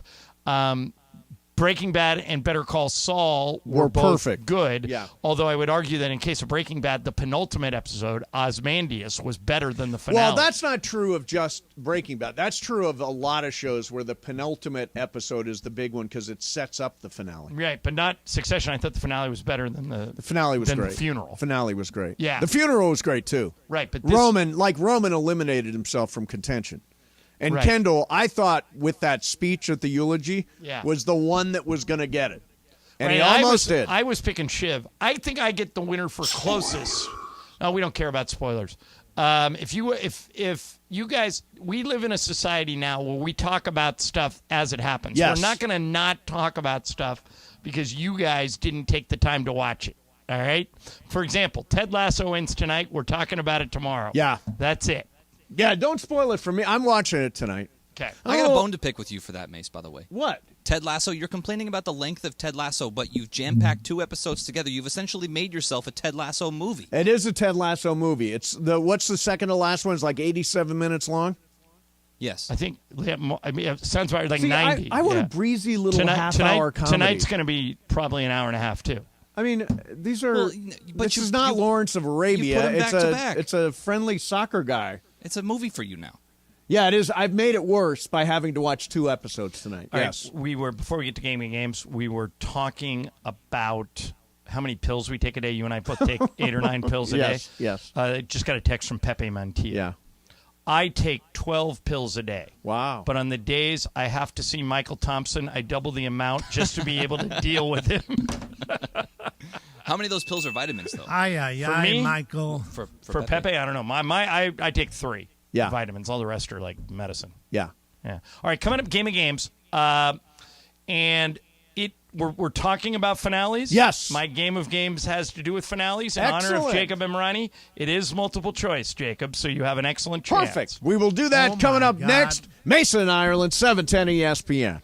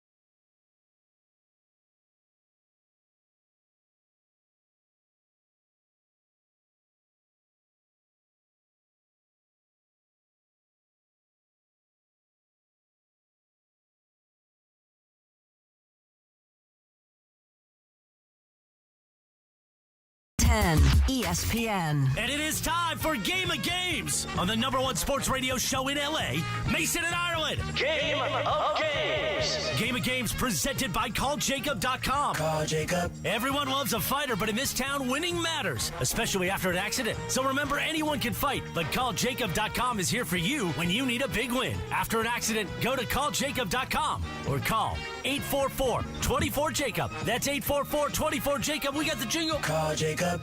Thank you. Game of Games time. Take it away, Mace. All right, here we go. It's Game of Games time. In the month of May, Ireland has a pretty commanding lead. He's won 8 times. Today is worth 2. Bergman, the only one that could catch him, he's won 6 points this month. And tomorrow's the last day of the month. We've banned Bergman for today because he's not even bothering to produce the show. We've got this guy named Tyler. So Tyler gets to play. Greg does not. Yes, and it is Jacob Emrani's here. Jacob, how you been? I'm doing fantastic. How How was are the you guys? holiday? And Jacob, Was the it good? reason we're doing fantastic is because the Miami Heat showed up last That's night and right. got rid of the Celtics. That's right. F Boston is right. Yes. Man, that was a good. I mean, that just made my weekend. Yes. You know, Saturday night I was not feeling well. No. After no. that, last second. yeah. Luck of the Irish or Yep. whatever you want to call them. But thank God, Miami came, prepared. Yep. And on Sunday they gave us what we wanted. Yes. A Boston Absolutely. loss. Absolutely. All right, so it's my game today. On Sunday, we saw 2 TV finales, Succession and Barry. Tonight we get another one, Ted Lasso. So this is a game about famous TV finales. Okay. It's multiple choice. I have 8 questions and a tiebreaker. Jorge, Tyler, Mace, and Jacob, here we go. In May of 1993, Cheers aired its final episode. How did that show end? A, Diane returns after a 6-year layoff and Sam decides to move to California to be with her. B, Diane and Sam break up. Sam staying in Boston to run the bar, Diane moving back to California. Or C, Diane returns to Boston for good and agrees to come back to the bar to rejoin Sam and the gang. Jorge, A, B, or C? C for Cheers. C for Cheers. Tyler? C for Cheers. Mace? It's A. I think that Diane returns and Sam decides to move to California to be with her. my Jacob? guess, yeah. I will go with B. Jacob Emrani's the only one who got it. Diane comes back. Sam says, I can't leave my friends. Diane goes, well, my life's in California. They break up, and that's how it ends. So Jacob has a 1-0 lead. Nice. Number 2. The final scene of Better Call Saul aired in August of 2022. What happens in that final scene? A. Jimmy McGill and Kim Wexler pull one last scam and ride off into the sunset together. B. Jimmy refuses to testify against Kim, agrees to go to jail, and takes the fall for everything. C. Kim, feeling guilty about causing the death of Howard Hamlin, takes the fall for Jimmy and confesses it was all her fault. Tyler, A, B, or C? A. I'm Mace. going to say Saul takes the fall for everything. B. B. Jacob. I go with B. Jorge. B. B is the correct answer. Tyler's the only one who missed it. Remember what the last thing Jimmy does to Kim? Finger guns. Oh, finger guns, yes. He's inside the penitentiary. Yep. She comes to visit him, and she looks at her and just goes, gotcha. All right, so Jacob with 2, Jorge and Mace with 1, and Tyler Bupkis. All right, here we go. 30 Rock ended in January of 2013. Who was running NBC at the end of 30 Rock? Was it A, Kenneth the Page, B, Liz Lemon, or C, Jack Donaghy? Mace, A, B, or C? I'm going to say B, Liz Lemon. Liz Lemon. Jacob? C. C, Jack Donaghy. Jorge? B. B, Liz Lemon, and Tyler. I'm going C. You all missed it. Kenneth the Page rose to the top. Wow. And what was funny about that was one day Kenneth and Jack used to get in those like mental battles, and he goes, one day you're going to be running this place. Oh, wow. I sure hope so, Mr. Donaghy. Yeah. Turns out he was. Kenneth All the right, Page. score remains the same. Next one. Mad Men ended in May of 2015. In that final episode, which one of these regular characters did not make an appearance at all? A, Don's wife, Megan. B, Don's ex-wife, Betty. Or C, Don's daughter, Sally. Jacob, A, B, or C? I'll go with B. You're going with Betty. Jorge? I'll go with A. You're going with Megan. Mace? I'm going with Betty. You're going with Betty. Tyler? I also think it's Betty. The answer, Jorge, is Megan, and Megan was out of the picture. He'd already broken up with her. Betty gets diagnosed with terminal lung cancer. Oh, wow. And Don argues with her on the phone that he wants to take the kids, and she says, you're a terrible father. You're not taking the kids. And Sally said, I'll take care of my brothers. Everything will be fine. Right. All right. What's the score? You're down 1, Mace. Jacob has 2. Jorge has 2. Mace has 1. And Tyler Bupkis. All right. The Sopranos ended in June of 2007. In that famous final scene, what song is playing on the jukebox in the diner? Is it A, You Keep Me Hanging On by Vanilla Fudge, B, Mac the Knife by Bobby Darin, or C, Don't Stop Believing by Journey? Jorge, A, B, or C? A. You Keep Me Hanging On. Tyler? C, Don't Stop Believing. Don't Stop Believing. Mace? C, Don't Stop Believing. Jacob? I'll go with B. Mason and Tyler got it. Mace, you're now tied for the lead, and Tyler, you're only 1 back. Did you know it, or did you I guess? did know it, yeah. Okay. Here we go. Breaking Bad ended in September of 2013. What happens to all of Walter White's money? A, he gives it all to Jesse Pinkman. B, he finds a way to leave it to his family. C, he leaves it where Hank can find it, knowing he'll do the right thing. Tyler, A, B, or C? B, he leaves it to his family. Mace? I think he leaves it to his family. Jacob? I think he goes with C. Good, leaves it where Hank can find it. He goes with C. I think it was C. Jorge and Jacob fell for it. Hank was already dead. Yeah, I knew he was dead. Yeah. Hank was already dead. He I does caught on to leave the it. trick question. He does leave it to his family. Right, he kind of sneaks in and scares the hell out of the Anna Gunn character, which the wife. means Steve Mason has the lead. Oh. But you only lead by 1, and everybody else can catch you. Mason 3, everybody else 2. Okay.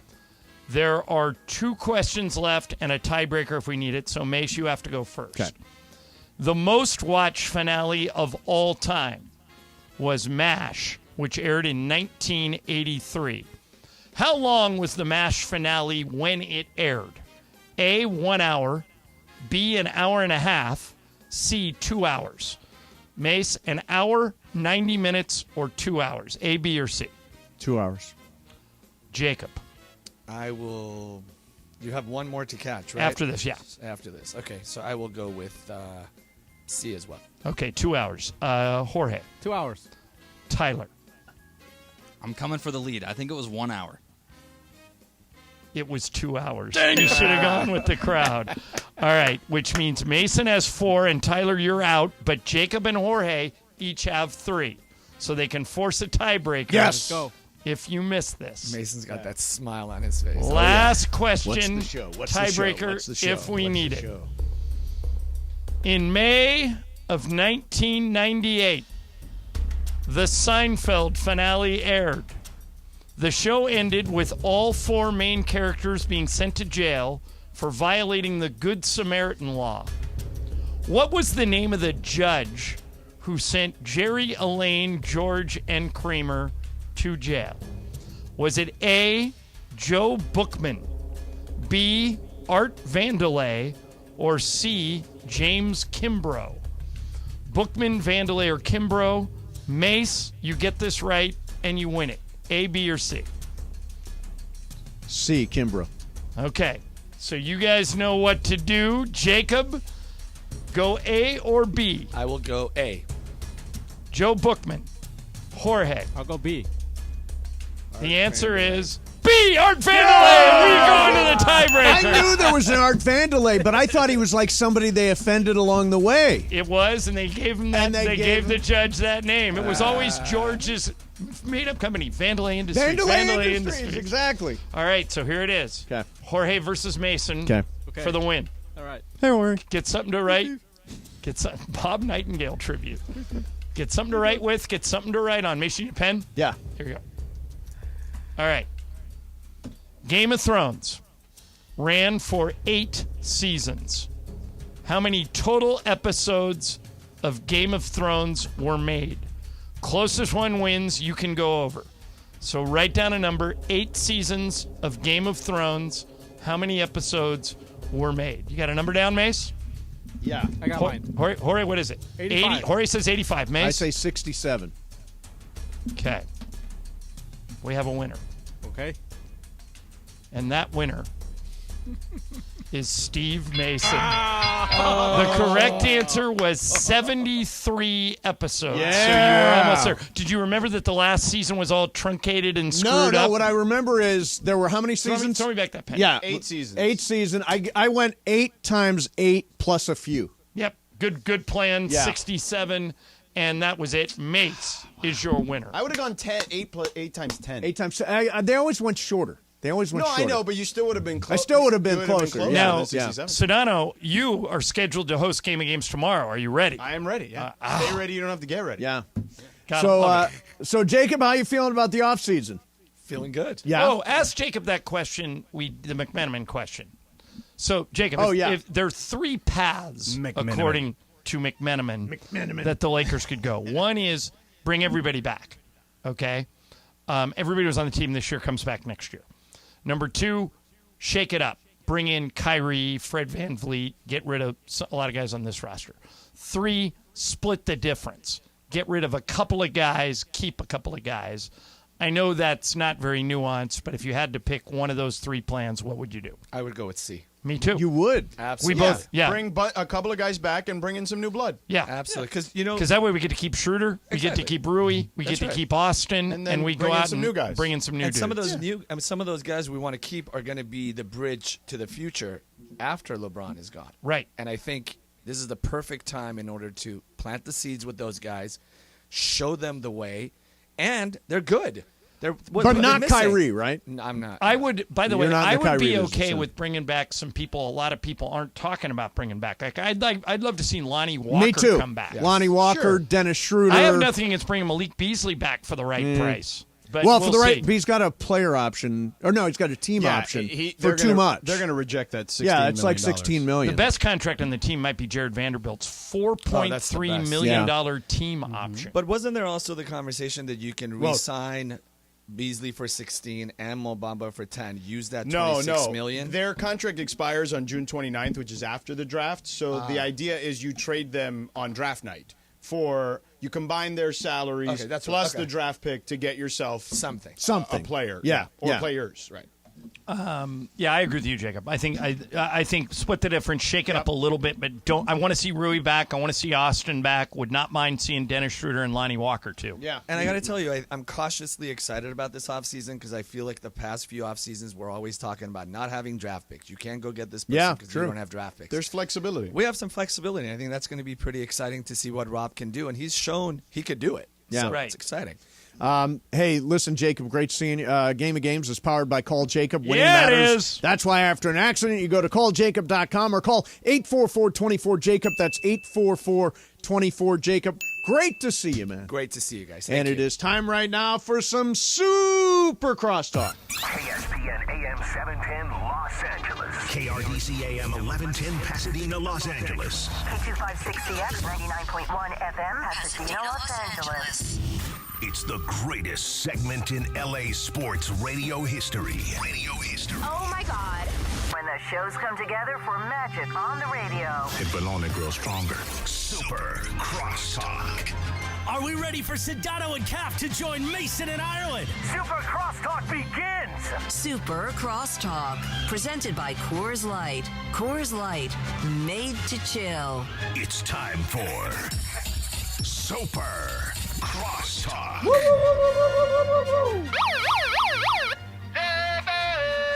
There he is. Everybody's in the house, including Morales is here, too. Do you think people think that's like a recording of Cappy now at this stage, or do they not realize that he does that literally every day?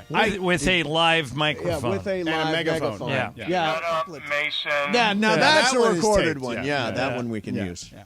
So, Morales. Shut up, Windhorse. I was in a meeting for 50 minutes. Yeah, you missed. I'm sure Tyler had you covered, missed though. the highlights of Was the it? show. Oh, my God. Highlights. We blew the roof off that last hour. Was it? Oh, It was God. smoking. It was popping. It was a party, oh, party. It was popping. It was party, oh, party. So earlier. What do you have against Tyler, by the way?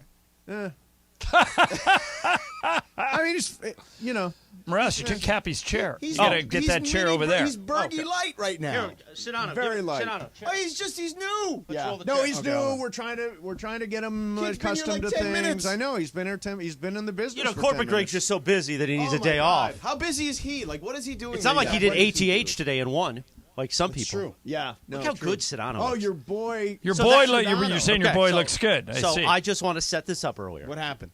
Oh, God. You cost him $100 today. I cost him $100. On Travis and You'll Sliwa, hear why. I did because it is a Mandy's Voting Tuesday. Vote now at ESPN.com. Vote for Cappy. Last day to vote is tomorrow. Correct. Yeah, well, vote- I think we could sneak it in Thursday morning, but maybe I don't know. Vote you for- might be right. Tomorrow. vote for Cappy, Let's though. go with tomorrow. I went down my list of voting. Yeah. Mm-hmm. And I had voted early this morning on the train, so I didn't remember exactly. But I want to give Travis and Sliwa some love. Sure, We want to yeah. see them win, right? Absolutely. The one show that was not mentioned was Mason and That's Ireland. not true. All right, go ahead. I said Go ahead. specifically host of the year Yep. was a two-man race, Yeah. meaning Cappy and Mason. Yeah. Okay? Because we know Mason wants to win. Cappy won is last time. unparalleled. He's got this locked. When down. I talked No about chance. John winning, Right. most intelligent host, right? Yeah. Knowledgeable host again. Knowledgeable, yeah. I said show of the year. While I voted for Travis and Sliwa, I think Mason and Ireland is going to run I the table. agree. He Yeah. did not say that, by the way. Okay.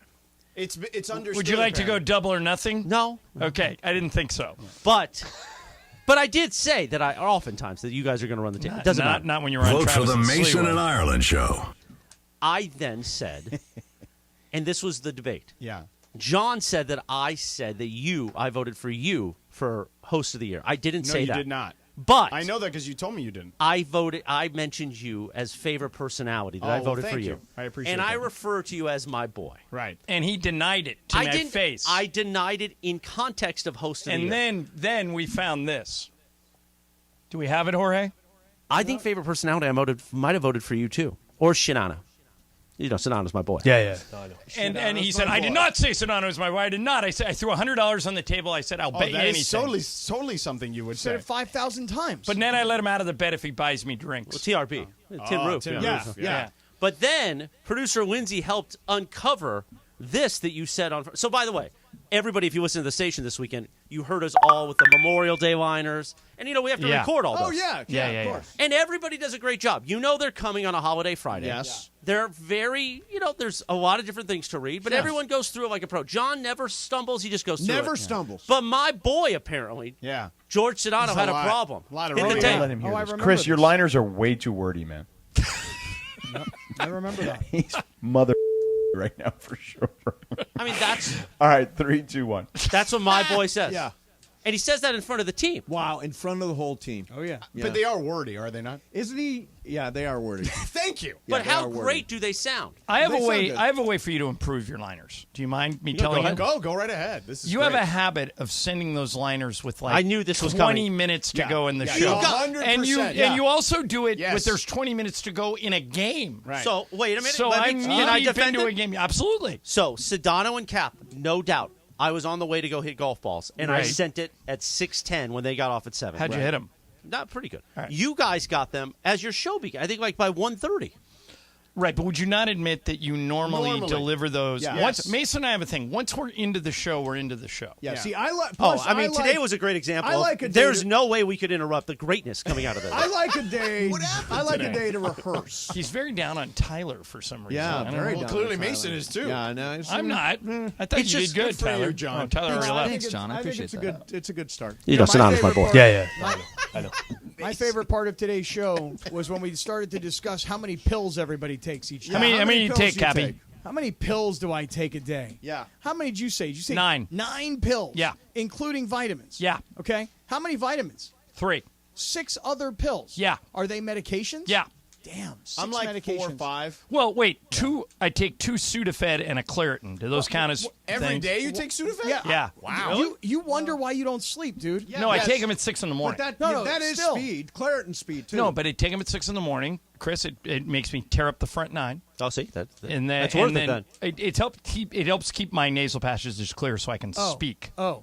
Now, I thought would you this not was a take any pills? I do, and I'm embarrassed. He takes about it. magic pills, though. Yeah. Well, I take some of your pills. Thank you again. Speaking of magic pills, I went to my favorite place, the Green Cross of Torrance. Oh yeah. This Oh, I weekend. have to go this week too. So interesting that you say that. So I walk in there. I had pre-ordered some stuff. I come back out, and I get in the car, and somebody runs out and is like, George. I'm like, hey, what's Wait, up? I can pre-order? Go ahead. Oh, yeah, online. And Have it delivered, too. Have it delivered. Ease. fair. I like to go myself. You like the experience? Yeah, I like to shop Talk around. To the bud tenders. Yes. Yeah. Bartender. Guy runs out, says, I'm the manager, Chris. I'm a huge fan of 710. I listen to you guys every day. So we start talking. He's like, come in, let me come back in, please. And so we go in there, we chit chat. We were talking about Game 7 that hadn't happened yet. Right. And he said, my goal is to get Mason and Ireland in here next. All right. And I said, Send- John doesn't live that far. Yeah, Let's do a send show. me, Let's do send a me live the show. address. I'll go. I was going to go to a place by LAX, but I'll go to your guy Chris instead. Yeah. So if he how has far these is one it? thing I need. How far is it?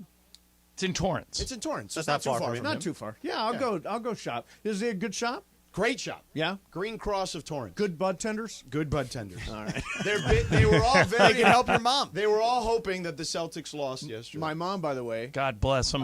took some cannabis yesterday. She was having some nausea and stuff, and she feels like Flour or gummies? Gummies. Okay. Yeah, gummies. All right, so wait, Cap, we interrupted you. How 1 many? milligram she had? Right. And it One. Totally clarified. Tell her I'm everything taking for her. 20. Yeah, I know. I'm going to Yeah. mention that. How many pills you take, Cap? 9 pills for you. For me, Mace, about the same. 8. How many vitamins? 0. All medications. All medication. Oh no. Yeah, I'm all. Mine are all vitamins and supplements. I mean, I'm I've got mental health stuff, so I take stuff like that. Yeah, I understand. No. Yeah. I mean, regardless, it's a lot of pills. No judgment, although you're judging. Yeah. Yeah. Well, wait a minute. You're very Yeah, but judgmental. I think he's about to come in with the number to blow us all out of the water. Well, I'll explain what you take. How many pills a day? So probably like 4 or 5. And like they're all supplements or vitamins, and then like Zyrtec in the morning. Okay, like, but for no allergies. prescription medication. No, none. How about you, handsome? Anything? 2 packs of USANA vitamins, and there's 5 in each pack. That's Yeah. vitamins. So that's 10. 4 magic pills a day. We Yeah. won't talk about those. Okay. And then that's any it. prescription pills? No. I am humiliated that when my doctor told me I had to go on medication, I was like, no, I don't do medication. I can't do medication. He's like, no, you have to go on these medications. Blood pressure? Nah. No good? No, I'm good with blood pressure. All right, what else you got? It's not good you take a to take that statin. medicine. You take one for cholesterol. I take one of those. Probably all take a statin, Yeah, right? cholesterol and blood pressure. And I don't want to be taking these pills. Just eat better. Eat better, but I- work Wait a out. minute. It's going to kill so you. you only Cappy. take 2? 2 pills. That's it. 2 yeah, pills. but some of that stuff is just friggin' genetic, man. Sometimes some people are born with high cholesterol. Some people are born with bad blood pressure. It's genetically disposed. What's your blood So pressure, there's Cameron? no What's your blood shame in pressure? I know, taking it's it. bad. So I'll give you the 2 I don't extremes know. here. Somebody got Let me anybody check got a thing? All right, wait a second. Yeah, Chris is checking checking. the Bill blood pressure. Romanowski, the old linebacker for the Niners and the Broncos, was in with Mason and I once, and he showed us his pill Oh yeah, thing. tackle box. Yeah. He has a tackle box. He You're takes right. he takes 50 pills a day. Yeah, that's just insane. Red Now, ones and blue you guys ones and remember green George? ones. You'll remember this guy. The Lakers had a point guard for a couple of years named Ramon Sessions. Yeah, sure. Okay, good player. Yeah. Old school point guard, traditional Right. point guard type. Yeah. Told me, and this was 5 years ago, when he was probably 30. He had never, ever swallowed a pill. Not one. I go, wait a minute. You've never taken 2 Tylenol? You've never. He goes, never.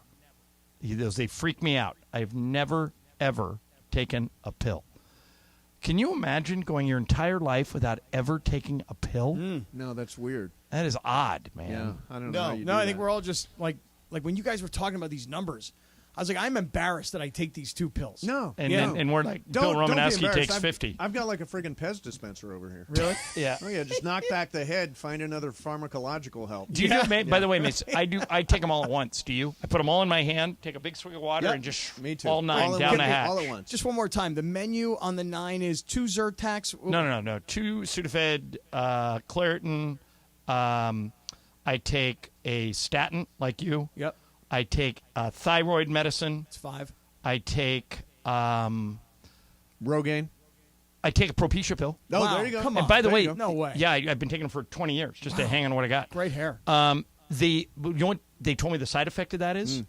My PSA is super low. When I went in and got checked for Your prostate PSA cancer, Oh yeah. the guy goes, "Your number is like 0.1." He goes, "Oh." He goes, "You take Propecia." I go, "Yeah." Oh, congratulations. For sure. And so did I get them all? 6. You're at 6 pills. Okay, so then There's one I've more. got thyroid. Yep, you already were there. I've got thyroid, statin. Yeah, already there. I can't remember. But they're Maybe 9 6. total. Yeah. No, I think there's 9. I'll count them. I'll count them tomorrow. Yeah. Yeah, and you only What take is 2. happening to us? Well, Getting old. yeah. No, I mean, I take a 1 a day. I take a vitamin C. Okay. I take that type of stuff. All right. All right. yeah, I take no vitamins. Yeah, I They're take all vitamins. for real.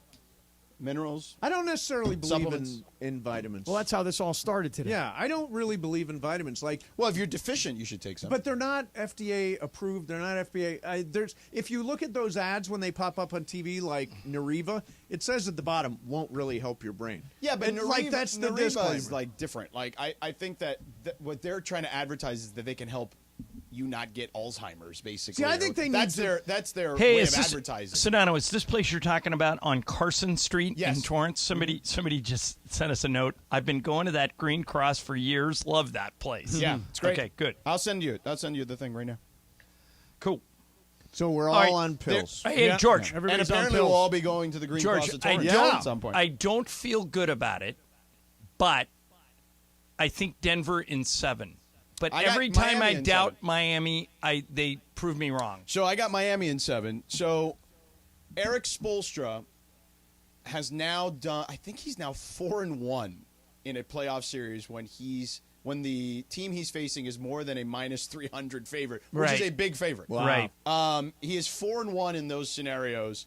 I just think here's the difference: the Heat can do some of the stuff the Lakers intended to do particularly trying to get to the free throw line, because that's how you beat Denver, in my opinion. Right. The Lakers had the recipe. LeBron just couldn't do it with his foot. Right. He couldn't summon up the drives enough to get to the free throw line and break the game that way. Because if you let them run, they got you. Good night. Yeah. So I think that Jimmy Butler clearly can get to the free throw line. He averages whatever it is, 8 or 9 a game. Tyler Hero, when he comes back, I think is also one of those players. I think Miami can get 4 games where they can change the pace enough by winning at the free throw line that they can win that series. And I think all those guys, for the most part, have deep playoff experience, more so than Denver does. Have you decided if you're going to go down there?